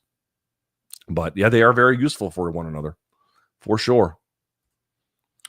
Dave says, Luke, kind of funny doping story you might be interested in. Rock climbers are planning on using xenon gas to increase EPO production to climb Mount Everest in a week instead of 8 weeks. Kind of interesting. I don't know what to make of that. That is interesting. Okay. Let's see what they do. Let me get my glasses. Xenon gas. I don't know what the fuck. That's an interesting one. Darcy says, thoughts on the Musk? No, God. Oh, we're so fucked. I think my favorite part about this is when people are like, oh yeah, he's on the spectrum. He's neurodivergent. I'm like, I know people who are autistic and neurodivergent, and they don't do that shit. It's like, I know what people are trying. Here's what they want you to do. They want you to believe that, go back and watch the clip of him doing it. He doesn't just do I'm not even gonna repeat it, but he doesn't just do a gesture that is reminiscent of it. It seems like very expressly one, but more to the point, watch how he does it. Very angular movement. But the one detail I would like you to watch is he's biting his lip when he does it. Like this. Like the kind you do when you're giving it to your significant, like when you're throwing a baseball as hard as you can. It's like you only do this kind of body language with extraordinary intensity. Oh, because he was feeling the crowd. It's like, guys, how fucking stupid do you have to be to accept arguments? Let me give a PSA to everyone. You don't have to accept bad arguments because people say them a lot, or because they're very loud about it, or because they're very insistent about it. You don't have to do that. Listen, do I know what is in his heart? I do not know what is in his heart. Do I know for certain, I am beyond any other way to interpret this, that can only be that and that? No, I don't know. I do not know these things. But I also have eyes, right? I also have eyes. Like this kind of gesture that he went into with, again, full authority. I mean, I'll put it to you this way. If you look at his Twitter feed and how, he was a friend of Israel. He went there. He went there because he was saying that Jews were letting in immigrants to fuck over white people, and he had to go save face with these people. That's why he went there. Like this idea that he's some friend to them is on some level, there is a bit of an alliance, but that he's some friend of, that he would never ape any of these ideologies. If you just look at his Twitter feed, it's filled with Holocaust deniers and white genocide and, let's get back to Rhodesia and all this shit all day. I'm not even a little bit, all the fucking time. If you saw that and then you went and saw that gesture, you'd be like, you know what? I don't know what that was, but it doesn't make me feel any better about what's on the Twitter feed.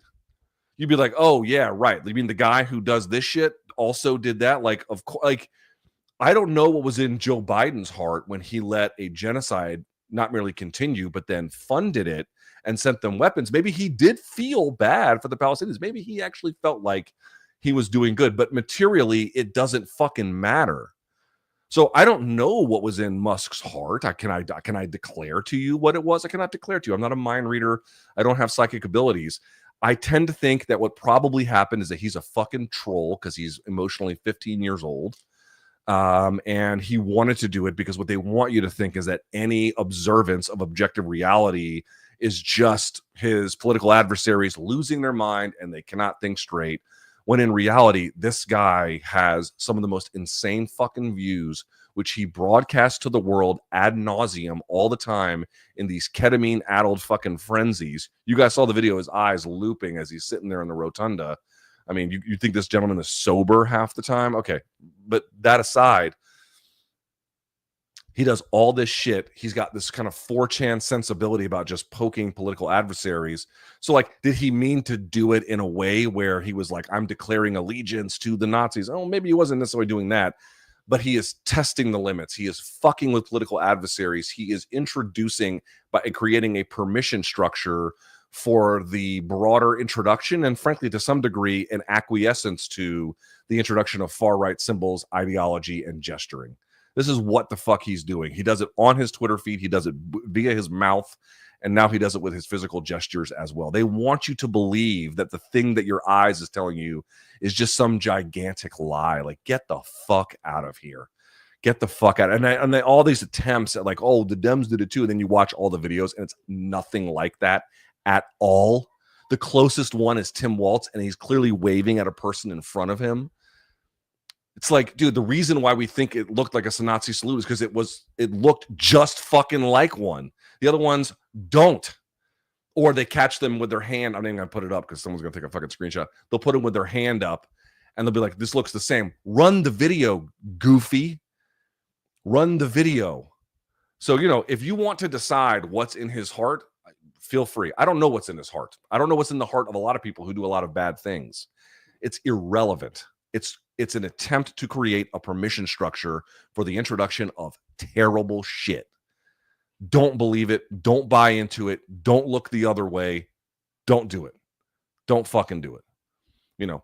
Maybe if he was tweeting about like, I don't know, unity, world peace, nuclear disarmament, and then did that, I'd be like, well, all right. I mean, one doesn't really match the other. Dude, if anything, that's exactly what you would expect of a guy who tweets about, a return to Rhodesia. I mean, what are we doing here, folks? Dave, the gift of memberships. Thank you, friend. What would one of Dan Hooker's keys to success be against Justin? Turning him. So he can't settle and throw the leg kick. Turning him. What Max did to him and what Max did to Jose Aldo. In the event a fighter sustains an injury either during their training camp or in the course of a fight, i.e. Umar's hand, who bears the responsibility for covering the associated medical costs? If it's in the training camp, it's the fighter accident insurance. If it's the event itself, I think it's a separate insurance, but it still is the function. It's still the fault of the UFCs. They're still on the hook for it. Ryan says, Luke, pressure wrestlers obviously are new, but does the success of guys like Merab and Fluffy Hernandez tell you the meta in MMA is shifting again? To an extent, yes, but like the issue would be, I don't know how scalable these kinds of game plans are. Yeah, if you can have insane cardio and you could put pressure like these guys can, clearly this is a very winning formula, but I just don't think that's going to be accessible to every kind of person. Johnny says, Luke, what's your take on the federal government hiring freeze? I don't have much on that one. Not sure what they are trying to accomplish. Another attempt to stop DEI hiring. Well, they're going much further. I mean, guys, what was the number? Executive Order 11246. This is one that was signed by LBJ in 1965. I actually looked into this one.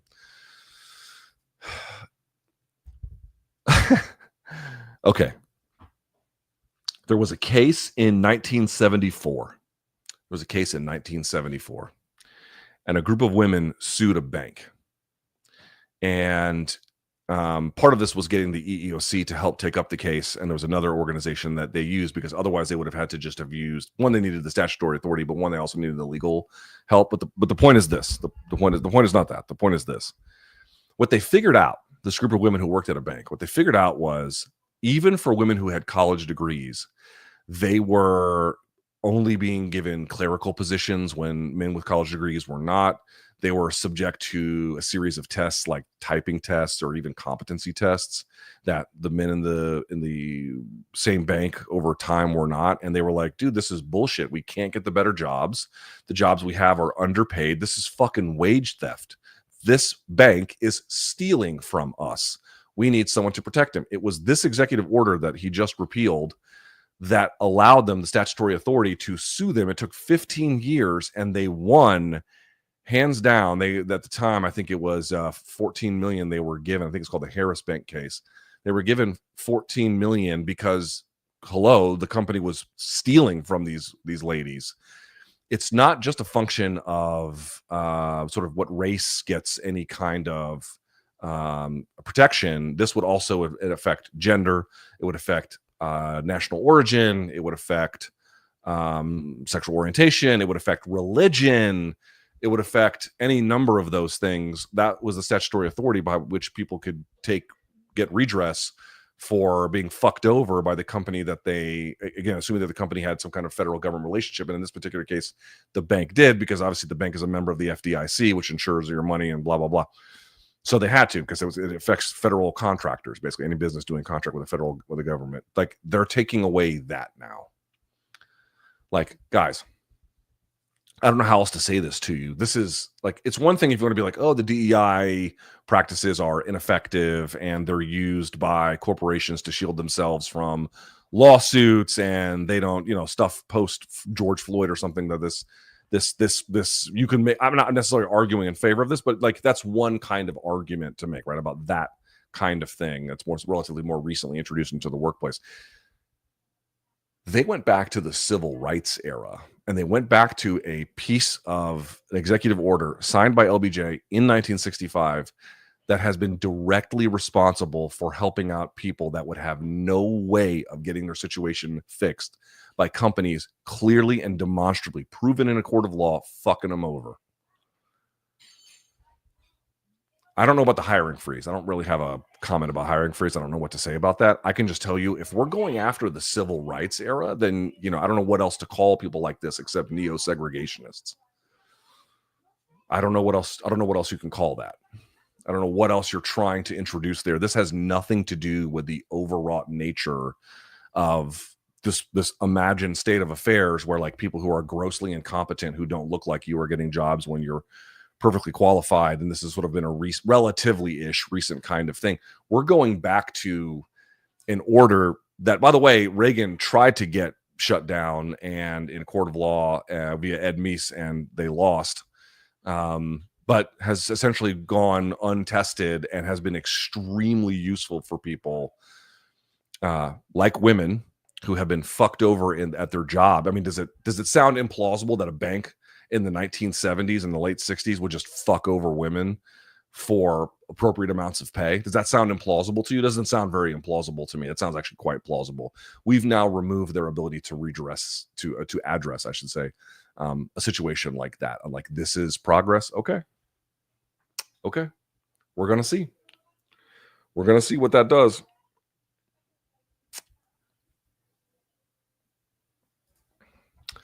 Did 331 prove that Hill beat an aging Glover, a post-prime injured Santos, and a donk Walker? Did Jiri show that he is not of the elite level at all and simply got favorable matchups? No, he's elite. But I think he got an unfavorable matchup in the sense of fighting Poatan.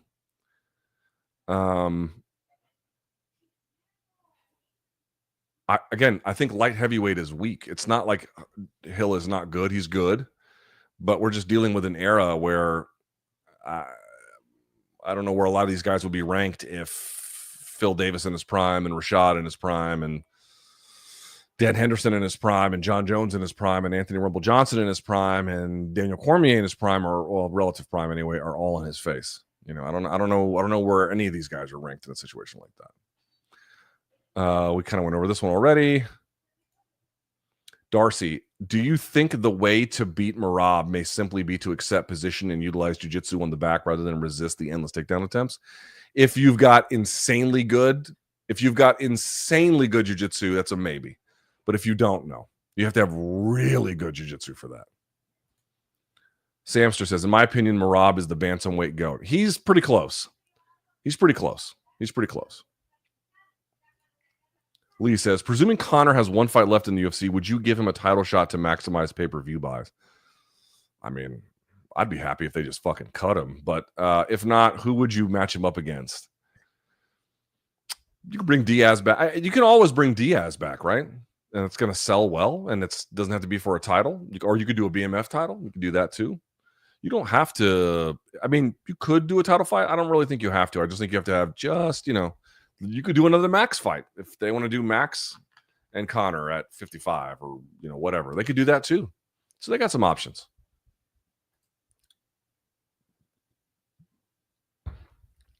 Oh, fuck. I meant to get to this one. Shit. This is such a nice donation. Okay, hold on. Othello. He's watching. Othello. Please text me to do it right now, please. I know you're watching. Please text me to answer this guy. So here's what I'm going to do for you because I fucked this up. Here's what I'm going to do for you. I'm going to make a video about this, a separate one. I'm going to post to the channel. I'm going to do what I think is the best fight in each weight class for men and women.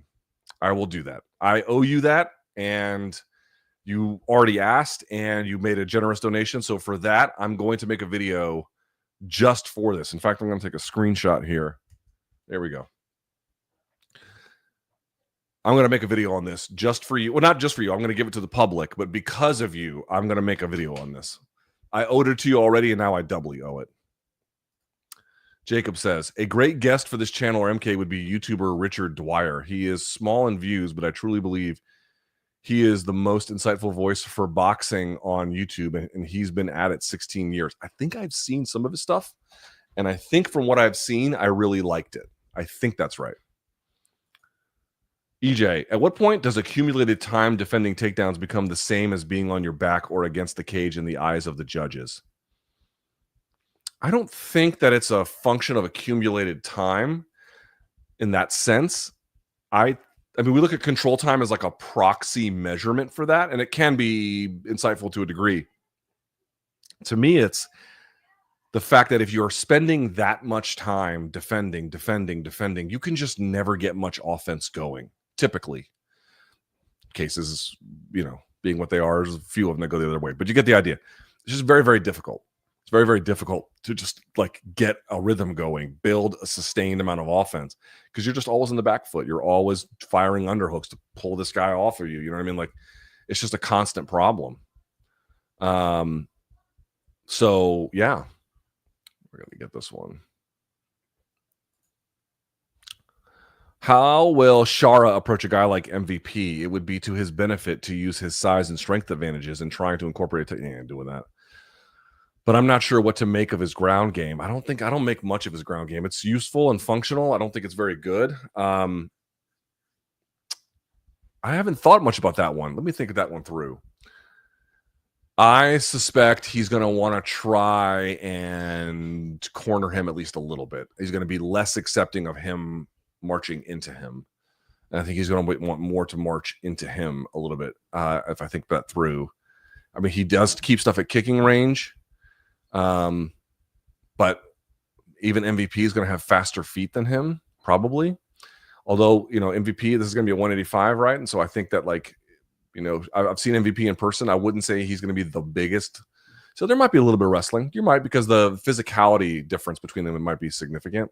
But, what do you have to take away from MVP? You have to take away his ability to use his explosiveness, his timing, his speed. You have to corner and trap him. That's just the reality of it. Unless you have insane reflexes, which I don't think Shara does. Fernando says, what do you make of we kind of been over this one, and the castration of my former agency EEOC's enforcement abilities? Yeah, we're dismantling civil rights era protections for folks. Seems real bad. Seems real fucking bad. JP34, hey, Luke, you get a chance to see Emilia Perez? Not yet. Oscar nominations. I did see the Oscar nominations. I personally found it to be more entertaining than I was expecting. I don't know that it needed to be a musical, but it was worth watching. I did not see it. I will tell you what I did see.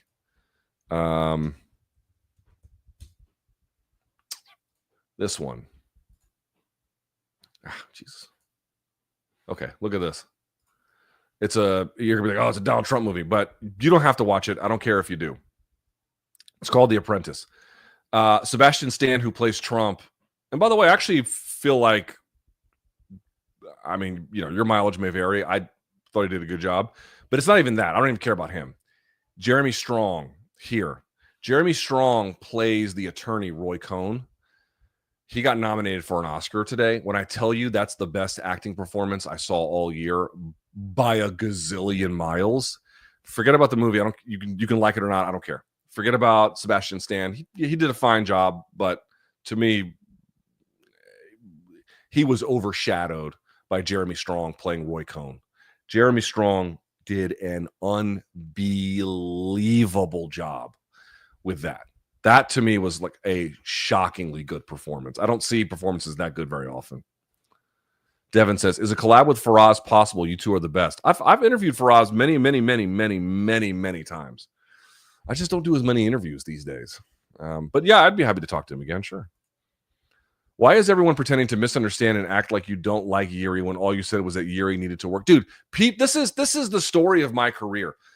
People just decide what they want to hear from me. They have there's a lot of people that have very, very, very poor listening comprehension skills, and they just decide. I cannot tell you how many times I've gotten hate mail where someone spits back to me what they think my argument is, and it's constantly fucking wrong. It's constantly not getting the details right. It's constantly missing not just small elements, but like core elements of what I am trying to help them understand. This is the way it goes. You say one thing and it goes to the world, and then the world just decides what it means no matter what your intention is. Yes, take more effort to guide that process so people don't as easily misunderstand you, and you bear some responsibility for that. Sure, fair enough. But after that, the world just takes it. By the way, I still haven't seen that documentary or whatever that was that they made about me, the Combat Capital, whatever it was. But a friend of mine watched it and told me like a big part of it was people just like lashing out at me about the Sound of Fucking Freedom movie because I called it the QAnon movie. Turns out the guy who's behind the whole thing is a total fucking creep. It's like, this is what you want to spend your fucking time talking about? The most worthless, meaningless, dumbass shit imaginable? That's the fucking axe you have to grind with the shit that I say? That's not, aside from even just deciding what that meant, just the topicality of that alone. This is what I mean when I say, folks, you got 100 attention dollars you can spend every day. Choose wisely about how you spend that money. Choose fucking wisely. But beyond that, I cannot tell you how many times, dude, I so rarely, it happens, but I rarely get someone who pushes back and can repeat to me, like, what are they arguing with? They're arguing with typically an idea that they think I have, not with like what I'm arguing with, what I'm actually arguing over. So do I have anything against Jiri? No. But the way he was fighting before, we'll see if he can keep it up. I'm not talking about 311, but prior to that, was not conducive for getting a belt back and was certainly not conducive for maximizing his potential. And you had guys like Jed Meshew. I love Jed. Shouts to Jed. But saying things like, you're going to change him. Did he look changed for the worse to you on Saturday? Fighting like a donk will get you a fan base. I've seen it a million times. But if you've actually got some ability, you can go a little further than just getting a fan base based on fighting like a wild man. And it turns out he can fight pretty wild and also pretty strategically, and I think get much further. I would not write him off about being a champion again. And again, I made a whole video about this, especially now that it's revealed that he can probably go down to 85 if he wants at some point. If he keeps up with the improvement, and we'll see what happens at 205 or 185, but if he keeps up with the improvement, dude, he's got a real shot at this. He's got a real shot at this. It's selling him short to say fight like a stupid barbarian and limit your upside. All of those people should be ashamed of themselves. All of those people should be the ones who need to reflect on what the fuck they've been saying. Demand more of guys who are obviously got some ability. Demand more of them. And lo and behold, he did. He did.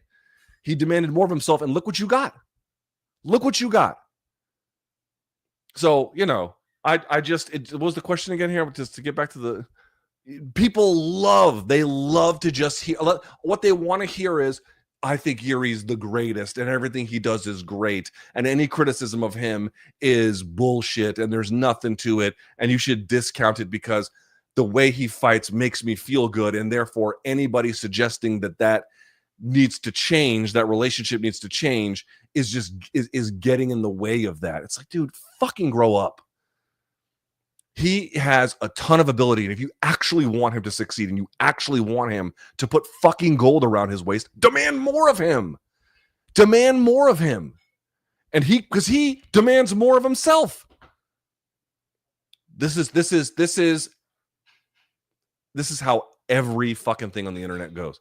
And when I said it too, the amount of hope, oh my God, about I'm not even going to get into it. I'll leave that alone. But yes, anybody who was like, the way he was fighting before is perfect for me, is a fucking loser who wants other people to just not do well. That's a little strong, but I seriously, like, how can you say something like that? How can you say something like that?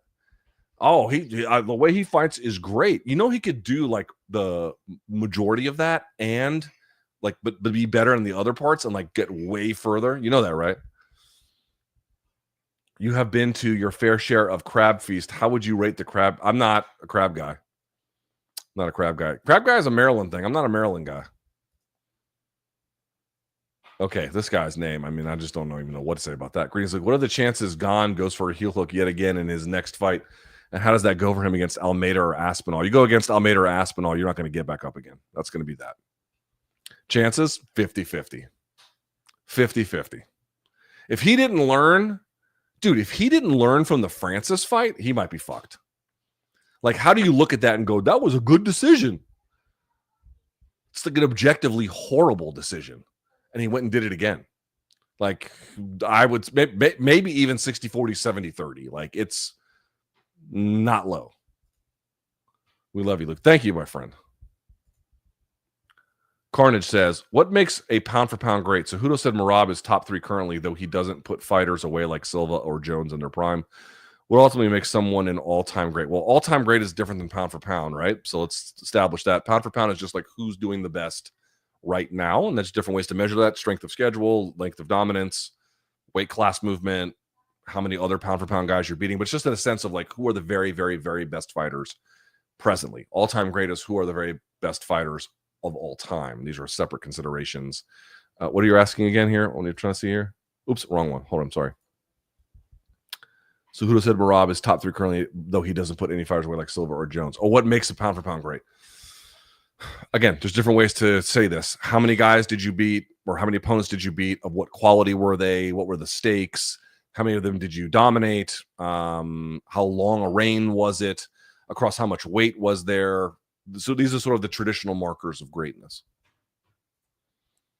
Tanvir, Luke, was this Islam's most impressive short notice win? Hooker, Green, Volk 2, given that Moicano had a full camp at ATT preparing for a grappler. I still say Volk 2 was more impressive, only because of like how like brutal it was.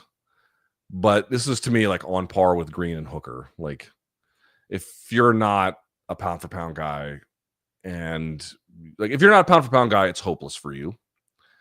And even if you are, if you're coming in on short notice, it's also hopeless for you. Like, Islam is good. He's really good. Thoughts on MMA fighters, including non-Americans like GSP and Connor, attending Zuck's Trump inaugural party? I mean, I don't care. Many lower paid fighters like Bryce who attended oppose Musk and his greed. I think Mark Zuckerberg sucks ass, and I hope to be able to dismantle all of my Meta accounts at some point. But I don't have. I mean, people want to root for bozos. It's a round world. I can't stop you. By the way, and I was against Mark Zuckerberg long before he pretended that he loves, Trump and all that stuff. I mean, he pretended he liked the Obama world. Now he's just pretending that he likes the Trump world. He didn't. I just suspect he doesn't really like either. And also, this fucking jackass getting on Joe Rogan show and being like, we need more masculine energy. Yeah, bitch, because you're in the office. You think it's you bringing masculine energy to the motherfucking office? You fucking dork. Are you? What about you is masculine? What about you? Like a poster child for a complete lack of it. You can cosplay with Izzy and Volk all you like and pretend who the fuck you think who you know he can do all of that bullshit and he can lie to himself about who he is internally, but motherfucker, everybody knows standing next to you, you're a non-rate. You're a non-rate. You're a fucking non-rate. So, like like we need more masculine energy in the office. Yeah, bitch. The first thing we can do to get there is getting you out of it. That would up the testosterone significantly. I saw Umar often huffing and puffing after fights. I've seen people say that. I would lie. I'm not sure that the evidentiary basis for that is high. Lazarus. How would Vadim Nemkov do against Poatan and Top 5 if he went back down to 205 and over to UFC? See, that's an interesting one. I don't know. I really want, you know what I'm going to say? I want to see how his takedown defense is tested against Ankalaev. I think we're going to get a good test there. That's going to enable us to answer that. Up from what I've seen, it's not been very good, but he's been working on it, and then let's see how it goes. Least favorite person in Trump's cabinet. Jesus, that's tough competition. Least favorite person? Jesus. Well, if we're talking like who's confirmed, Marco Rubio ain't my favorite. I can tell you that.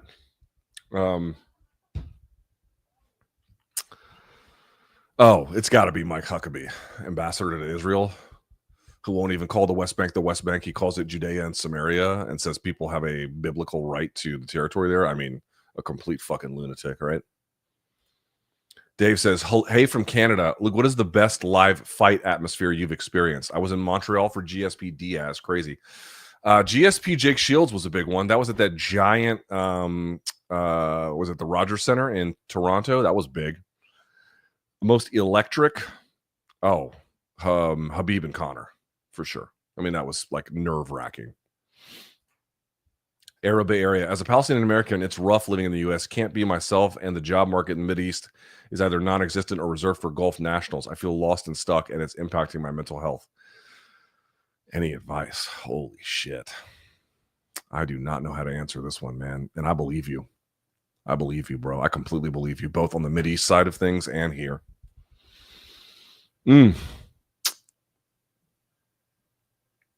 I don't know. I don't know how to answer this.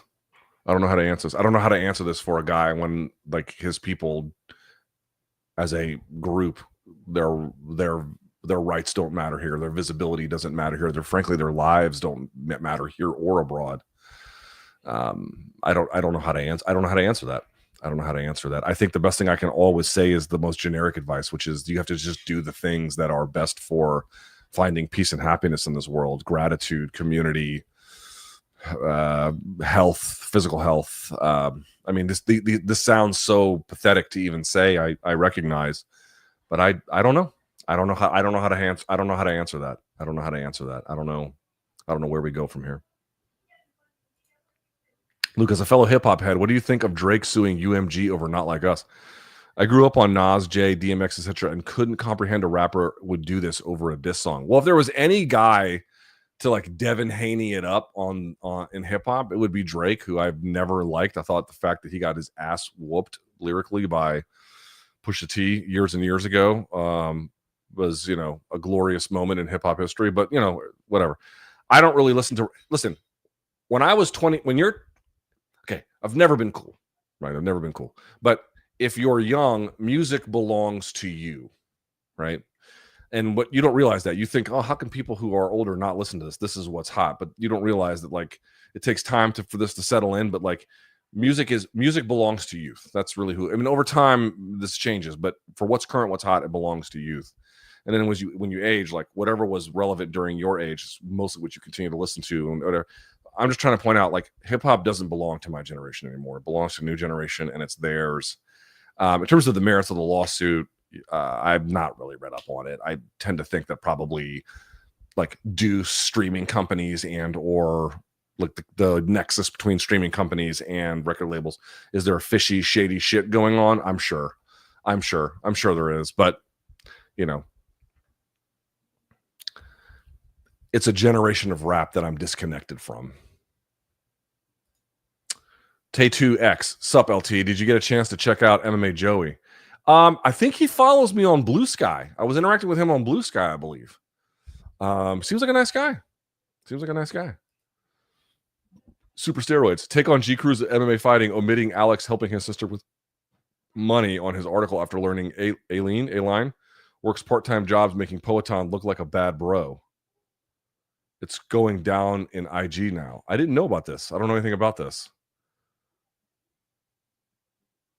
Oh, I see. So the article's about her working these part-time jobs to make ends meet, but really he's the one helping her. But the claim is that he omitted that. Guillermo allegedly omitted that, and now it's making Poetan look bad. And I guess there's people bitter about that. Yeah, I don't know. I think Guillermo, I've worked with him for when we were at MMA fighting. I've not read the material, so I have no way to weigh in on it. But I would just say generally, I think he does really great work, and I like him a lot. Maybe he made an error here. It's possible. Brendan said, can you compare the relative strength of schedule of Aldo's title reign versus Volk and Max? Ton of respect for Aldo, but the strength of schedule of Volk and Max feels more impressive to me despite fewer title defenses than Jose. I think the strength of schedule of fight over fight might be better, but it's the length of reign that Aldo had. Also, people are missing a little bit of the context. Like Mike Brown was a fucking beast when Aldo beat him, or Uriah Faber was important when Aldo beat him. Frankie Edgar was important when Aldo beat him. Like, these were big fucking names. Like, you know, I'm not even sure the strength of schedule argument is correct, but at a bare minimum, even if it is, the length of reign and also like the very good wins at a bare minimum that Aldo has, it's pretty great. JP, your point about UFC's homogenized fan base seems pretty valid lately. The inauguration on Monday was basically a UFC pay-per-view crowd. Yeah, dude, it's MMA is just monoculture now. It's monoculture. You watch UFC, you cheer for all the same people, you like the same politicians, you know, with some variance but not much. You wear the same clothes, you listen to the same podcast, you care about the same people's opinion. It's just monoculture. It's all monoculture now. You know, it's crazy. Fight Owl says, true or false, SBG Ireland is overrated. They are great at creating professional fighters, but not the place to make elite fighters. They're certainly relevant, and they've done a lot of impressive work. It really depends on what you mean about overrated. Are they overrated as like, are we considering one of the very top gyms in the world? In that case, maybe they're overrated. Are they a relevant, good gym that produces good fighters? Although, you know, to your point, maybe of a certain level more than others. Yeah, I think that's probably good, but that's still very difficult to do. Other than Helwani, I haven't seen any positive coverage or reaction to the GFL roster. What is the best matchup they can make with the roster announced so far? They can just burn the whole thing down and then not waste everyone's time. If you retire and or move out of the U.S., wild guess here, it'd be Spain. If I could get in, I'd go, but I don't know how possible that is. But if you couldn't, what other country would it be? Whatever we could go with my wife's. So like so for example, I think this is true for like Jamaica and the UK, and it's true for any place that had a colonial empire. If you were part of that colony, it's easier to get back into the colonial empire, or the colonial base. So like, for example, if you are Colombian, if you're Mexican, if you are Peruvian, it's easier to get into Spain. You have to wait like 2 years to get residency there, versus if you're somebody like me, you got to wait 10. Even if you're married to the person who gets in with a 2, they won't usher that in. You got to wait. That's a possibility. It could end up being in Colombia. It could end up being Costa Rica. It could end up being a lot of places where we could end up getting into, but I just don't know if we can afford to live here. And God only knows if they gut Social Security. Like, you know, I mean, how much of a physical freak is Jiri? He's a beast. He's a physical beast. Considering how he has good power, a chin, and is usually more physical than his opponents who outweigh him by, this is what I mean. Like, he's got a ton of athletic ability. I didn't think he could make 185. We've already been over this. It looks like he actually might be able to, but what I really think he can go far, if you're that good of an athlete, man, tighten up some of the technical skills and just, he can go so far. He can go so far. Make his dreams come true. A Roman salute to you, my friend. Eli, keep that one holstered, my friend. I want to tell you the top-rated question Chinese netizens on Xiao Hongshu, which is like Red Note, had for us was, why do you all eat like your healthcare is free? It's a good question. I don't know. I don't know the answer to that. We just love gross-ass food here. Dom says, did head clash in round 3 affect Umar versus Merab? I don't know. I'd have to review the footage. It's a good question. I don't know. He hasn't said as much. Jeffrey, how Hill got to the title with a backyard barbecue body, footwork described as Ratatouille is piloting him, and the worst tattoos ever placed on a human is a mix of luck and backyard KO power, respectfully. I think that's a little strong, although I do recognize he doesn't have a bodybuilder's build. His footwork can be a bit of a mess. I don't like his tattoos, but that's got nothing to do with his fighting ability. But he does have some skills. He does. He's got some deficiencies, but he's got some skills too. Jackson B. Dot. I'm about to have my 4th surgery in 3 years for a recurring medical issue. Your content always helps keep me entertained during recovery time. Keep it up, man. Well, best of luck with the recovery. I really appreciate you. Hope you get well. Give us an update when you're mended. Two Changs. Was the Bellator NY pay-per-view the beginning of the end for Bellator? If it had sold 200K, would that have made a big difference? Within a few years, Bellator was DOA on Showtime. It was the beginning of the end in the sense that everything kind of fell apart after that, but it didn't fall apart because of that. They sold about 100. I think they ended up selling like 107,000 buys, which, by the way, people are like, oh, that's so low. How many MMA promotions in the United States have sold 100,000 pay-per-view buys or more in the history of pay-per-view in this country? UFC, Bellator NY. That's it. That's it. That's why when people are like, dude, Jon Jones only sells like 500,000 or 600,000 pay-per-view eyes. I'm like, do you understand like how insane that is to say? Yeah, he's not Conor at 1.2. Okay, all right. But dude, 500,000 is good. You can make a fucking, every other promotion who has tried has never even gotten close. Like, it's just crazy to even say something like that. But no, like what really killed Bellator was moving around a bunch. That didn't do him a lot of good, but I'm going to keep connecting the dots here. The industry, UFC is going like this. The industry is going like this. There's just no room for other players. No one wants to ever connect the dots, but that's what it is. Liam, have you watched, this guy always asks about the kickboxing questions. Have you watched Samart Paya Karun fight film? I mean, only on like Twitter or whatever's passing. He is considered the GOAT of Muay Thai and is a former WBC boxing champion 2 sports. I've seen some stuff, but I am in no way an expert, Anil, since MAGA has made it known their views on Indians, I am disgusted by people like Cigar and Jetty of Breaking Points, whatever they call their show now, and Vivek Ramaswamy. I regard them as the uncle. This is him talking, not me. I regard them as the Uncle Ruckuses of the South Asian variety, Uncle Ramus, if you will. I mean, I don't know if I feel similarly. I actually feel like Sagar or Cigar, I'm not sure how you say his name. I disagree with him frequently, but I don't find him to be. It's important to hear from people you don't agree with and see what their logic is. And sometimes you'll find that, they're going to show things to you that you weren't expecting and you didn't necessarily think would be true, but can be. And I think it's important to have people like that in your orbit. That's just me personally speaking, but T-Ball Paul, you may have answered this, but when and where do we watch the Grandfather League draft? Will it be aired from a South Florida retirement home? It's everywhere tomorrow. It's like on YouTube, Triller, Instagram, fucking everything. It's on everything GFL related on social media and everything else. 8 p.m. in the East. Weird seeing Washington football look competent. You're telling me, brother. One kid changed it all for you guys, and one guy not being involved anymore. Confidence for Sunday. Guys, I cannot overstate this to you. I never expected to be here even next year, much less this year. This is all bonus time for me. And I'm going to say the same thing I said heading into the Lions game. I think Jaden Daniels is the best rookie quarterback ever. He's having one of the best rookie seasons for any rookie ever. I think he's a better quarterback, at least in terms of how he's playing now, than Jalen Hurts, to say nothing of how, well, no pun intended, he actually might be hurt and banged up for Sunday. Up and down that roster, Philly's got a better team. I'm not blind to it. You're not blind to it. Yeah, I love guys like Jeremy Chin, Frankie Louvu, obviously Scary Terry's fucking awesome, and De'Ami Brown's having a great, end of the season anyway, and obviously losing Sam Cosme is really, really bad. But we got some good players. We have some good players, but up and down they got better players. I'm not blind to it. And by the way, fucking Zane Gonzalez might be the death of me, how terrible he is, but they've got a better team. But Jaden Daniels is magic.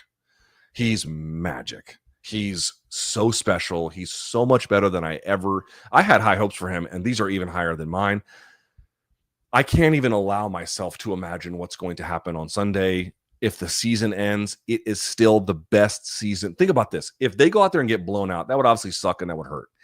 It's already the best season of my entire adult life. Already.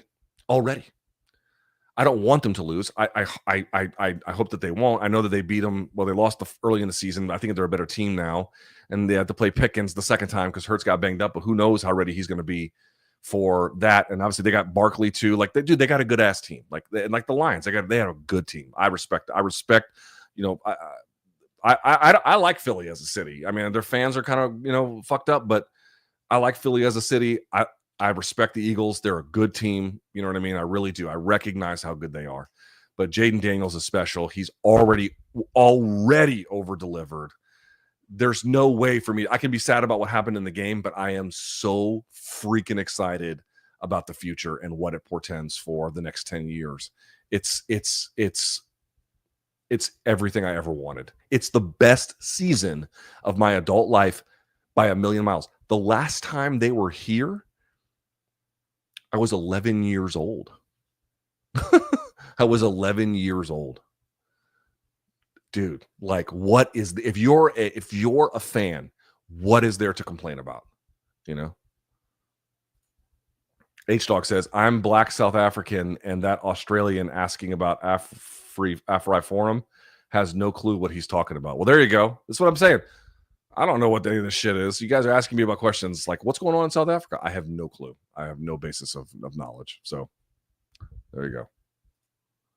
Nas, is the hype behind Islam versus Ilya the same as Volk? Not yet. People loved Volk by the time he fought Islam. They don't love Ilya that way.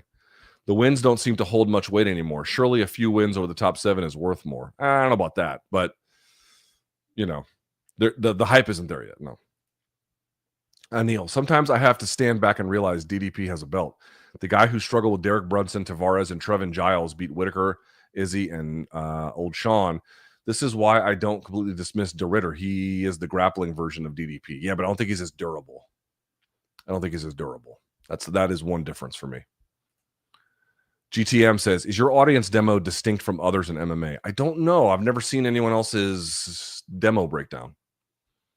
I mean, I'm sure on some level it is, but hard for me to say exactly. KS, tips for picking a gym as a BJJ newcomer from a safety perspective.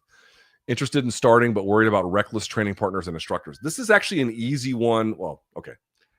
Not easy. However, I will say this. What you want to find, you might be tempted to say, well, the gym's got classes for beginners. And, you got to be, anybody can go. And then they'll have advanced, and you got to be like a blue or purple belt above. There'll be classes like that. And you're like, oh, okay, well, they're segmenting that out. That's good. That's helpful. That's not really going to make a difference in the end for safety, but that's at least they're thinking through, who is appropriate for this training environment. That's one. A second one, you might be tempted to say the kids program, because if they're having a kids program, they're going to have staff that caters to these kinds of families and whatnot. To me, that doesn't really tell you much.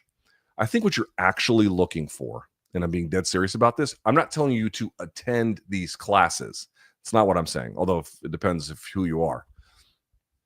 Do they have a robust women's program? A BJJ school that has a robust women's program means that not only do they have a class that caters to women, and it might be just like, one class on Sundays, in certain cases or whatever, but rather they have the kind of environment that women feel comfortable enough going there such that they now feel like they can create individual courses or classes for them. And that tells you that you've got smart, humane, thoughtful instructors. Now, of course, if you want to be able to go hard and, get that hard sparring in and those hard rounds in the wrestling class and blah, blah, blah, I've not found that there's a trade-off. I found that the schools who have the women's programs also have the classes where if you want to get the hard-nosed training in, they've got that too, typically, right? They cater to both, but it gives you a sense of who goes there and who feels comfortable there. And the schools that don't allow mat bullies, the schools that, don't allow for spazzes to just do fucked up shit, they're typically the ones that take better care of the women in their fold. Zach, welcome to the party. This gentleman writes, Sam Harris's ideology is that progressives fail to critique Islam honestly. Where do you think he falters? And what are your views on moral relativism? Dude, it's like 5:13 and you're asking me about moral relativism. Where do I think he falters? You guys know I'm no friend of the Abrahamic religions. They don't work for me personally.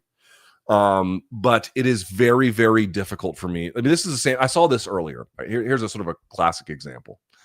And I've read some of the stuff he's written, not just on Islam, but more specifically about Israel. He is perfectly willing to couch shortcomings that have affected the broader Arab world, which, by the way, can be both Christian to an extent, even Jewish, but obviously predominantly Muslim. And he will couch these things as a failure of Islam, and he will then make claims about the moral willingness of what they're inclined to do, and how Hamas is, ISIS. I don't know if he's actually made that claim, but, people have made that claim and who share a similar worldview. And it's like, I don't know how you can make claims about the moral righteousness of the political opponents or the religious opponents of Hamas or Hezbollah when their opponents are engaging in active genocide. Did you see that the information that came out about how many orphan children are in Gaza in the last 15 months? 40,000, to be precise, around 37,000. 40,000 orphaned children. On what basis are you allowed to say that the moral righteousness of your cause allows something like this? And more to the point, at what point are you allowed to say that your moral standing is clearly higher engaging in this behavior as a nation state, obviously not as an individual person, or as a nation state backing a religious or as a nation state as a function of a religious ideology or religion? At what point are you allowed to say that this is more morally respectable than whatever illiberal, anti-modern ideas you have about Islam, which, by the way, there are vast differences in how Islam is practiced across not just the world in general, but the Arab world in particular. There are, what does it mean to be Islamic in Arabic? It means many, many, many, many, many different things. You simply have to reconcile with that. And the argument to me is just so empty. Oh, well, Hamas, they would throw gay people off of roof. They don't have roofs anymore. What roof? The whole thing's been bulldozed to the ground. It's been bombed to the ground. They've orphaned 40,000 children. They've killed tens of thousands of children. They've killed tens of thousands of innocent women. On what level of moral righteousness is that? What level of esteemed moral alertness are you allowed to claim when engaging in this behavior? This is patently absurd. It's patently absurd. It's just a nonsensical argument. You cannot even make. You don't even have a roof to make this, imagined argument over anymore. They've just destroyed life. It just seems like the dumbest fucking argument at this point, But they keep trotting it out. They keep trying. And even before this, you can go back to the 1948 Nakba. You can go on to the systemic, long-standing decades of oppression, decades of apartheid, decades of you can drive on these roads and you can't, decades of checkpoints, decades of snipers, decades of raids, decades of bombing campaigns, decades of territorial aggression. What are we talking about here? Like, this is the claim of the most righteous. Like, this is clearly a more morally supporting, a more moral endeavor, a more moral construct, a more moral framework by which to understand the world than the people being fucking bombed. Like, it's just, this is what I mean. You have to, in order to have a worldview like that, you're starting from the premise that the Palestinians are entitled to nothing other than their own misery. That is the starting position. And then everything else kind of flows out after that. Have your views on AI judging changed since your 2 interviews with Jabber? Yes and no. I find what they're doing to be a plausible thing that could maybe work, but like, they're very confident that it can work. And my argument would be, it seems certainly it can be better than, like, there's a famous example, the Gabriel Maestre versus Michael Fox fight. Michael spelled Mykal, and a judge gets that one like totally wrong. It was a PBC fight. I think we actually called that one, BC and I, for the Showtime prelims. I could be wrong about that, but I think that's right. And clearly what their system does would be better than that. So, like, on some sense, I can believe it. But like, they make a lot of claims about what they can do, and maybe they're right, but they got to prove it. Like, I need to see it. I need to see it. I mean, they make an interesting argument. I'm certainly more open than I once was, but until really seeing it, there's just no way to know. Alan says, Larry Merchant is 93 years old. I would love to see Merchant on MK. It's actually not a bad idea. I'll talk to BC about that. It's not a bad idea. Johnson says, so glad for next week as I'm not enjoying my experience with this week's Minnesota winter chill free trial here in Pennsylvania. Can't wait to not renew. Yeah, dude, it was like 12 degrees when I took my kid to school this morning. It was like, holy shit. What's up, bro? Bring Kareem Zidane on. He's needed in these times. Yeah, I've been meaning to. We've been DMing each other on Blue Sky a little bit. I need to talk to him about it. As Luke's favorite Prezzo retakes office, let us pour one out now for Combat Sports' best storyteller and Luke's best friend, Ant Evans. You'll be missed, sir. Nah, he'll be all right. Michael says, have you ever watched Hassan Piker? Yeah, all the time. All the time. I don't agree on everything, but he's a breath of fresh air for sure. Fifi, GFL stands for geriatrics financial loss. How big of a role did Rogan play in the election? I think, I mean, countrywide, I don't know, but within certain demographics, I think a pretty significant one. There was a study yesterday by Bloomberg where they went over like 9 YouTubers, and it was like Aiden Ross is like a little bit different, but it was like the Logan brother, or it was Logan Paul, it was Rogan, it was Theo Vaughn, it was a bunch of these guys. It was, and they measured like how much of their advocacy showed up through guests. By the way, collectively over a year, 12% of their guests were women. I remember we've talked about before, like, how many women do you listen to when you read books, or how many authors are you following who are women? How many, like, when you go to, if you listen to any podcasts, how many of them are women speaking?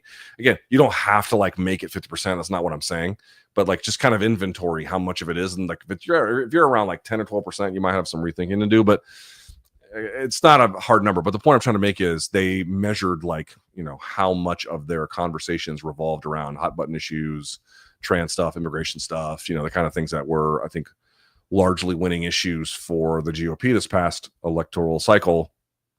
And, it was obviously like huge numbers. Like, this was like really moving the needle. So I think Rogan had with that particular demographic, I think he had a pretty big effect. But, there's a lot of different demographics that have to be reached by a lot of different ways. So like, saying the election hinged one way or another on him, as big as his audience is, and it's significant, it's not like, I don't even know if any one person's audience is that big.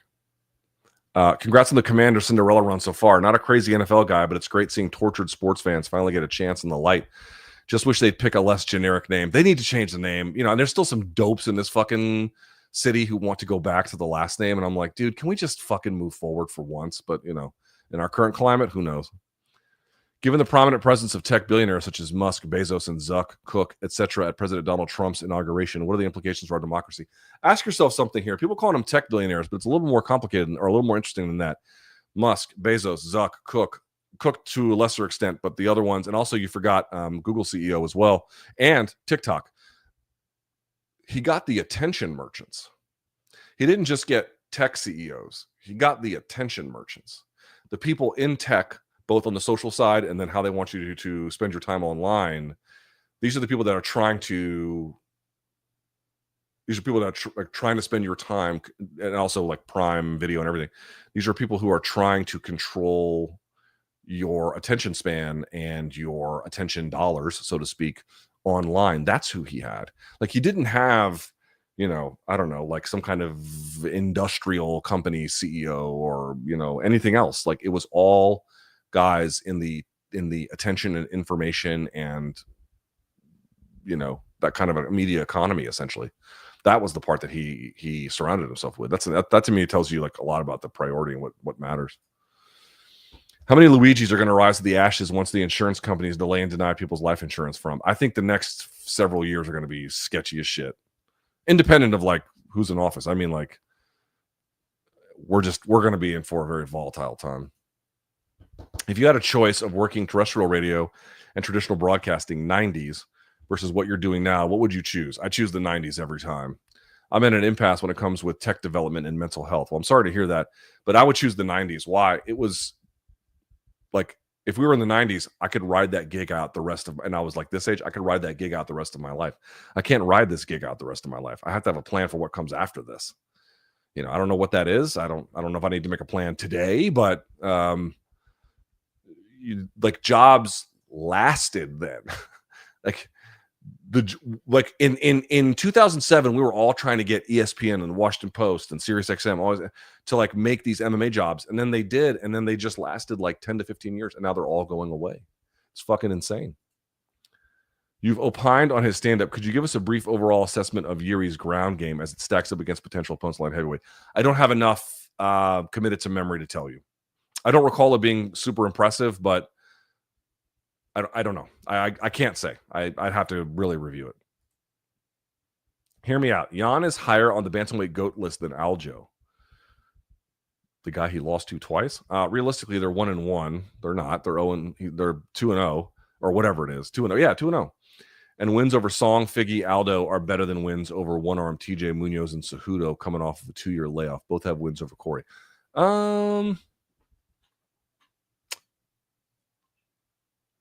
Aldo, definitely. Figgy, yes. Song, no.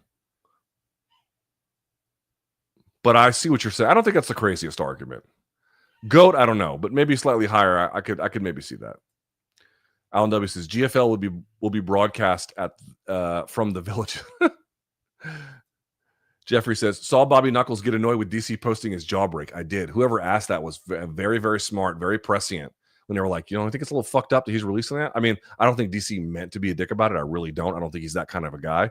But I definitely think he shouldn't do that again, for sure. Like Whitaker did not enjoy that. Alejandro says, Spain would welcome you guys. Thoughts on why nobody is criticizing Musk's pathetic reach for the top shelf pot in the cabinet at his speech? Yes, that's what he was reaching for. People are doing it here, but his political adversaries are trying to gaslight everyone into being like, oh, they're just hysterical libs. It's like, holy fucking shit, guys. Please don't be so fucking stupid. I'm begging you to not be so stupid. Not you guys. I know you guys know better. I'm saying like the proverbial you out there. Wildmont, welcome to the party. Alan W., is that a Sean Price statue in the upper right? You mean this one? Yes, it is. Yes, it is. MB, UFC not creating a 165-pound division 10 years ago is a shame. Prime Colby, Burns, Masvidal, Kevin Lee, and so on. I think they can still do it. I agree, but I think they can still do it. John says, have you seen The Brutalist? Nominated for Best Picture. Very good film. This is the one with Adrian Brody. I've not seen it yet. The ads looked, or the trailer anyway, looked awesome, but I've not seen it yet. I've not. What was the last movie I saw? The last movie I saw was that one I saw with, God damn it. What was it? What's his face? What movie was that? The Order. It was okay. It wasn't great, but it was okay. Terrence says, would you ever want to talk to someone with opposing views on Gaza than you, like Ariel, for example, either publicly or private? I agree with you, by the way. I mean, it depends on what the point of the conversation is. Not everything needs to be debated all the time. I mean, well, some of it does. It would really depend on the nature of what the point of the conversation would be. Just to argue, no, I wouldn't want to do that. But, I'm also deeply uninterested in hearing apologies for apartheid.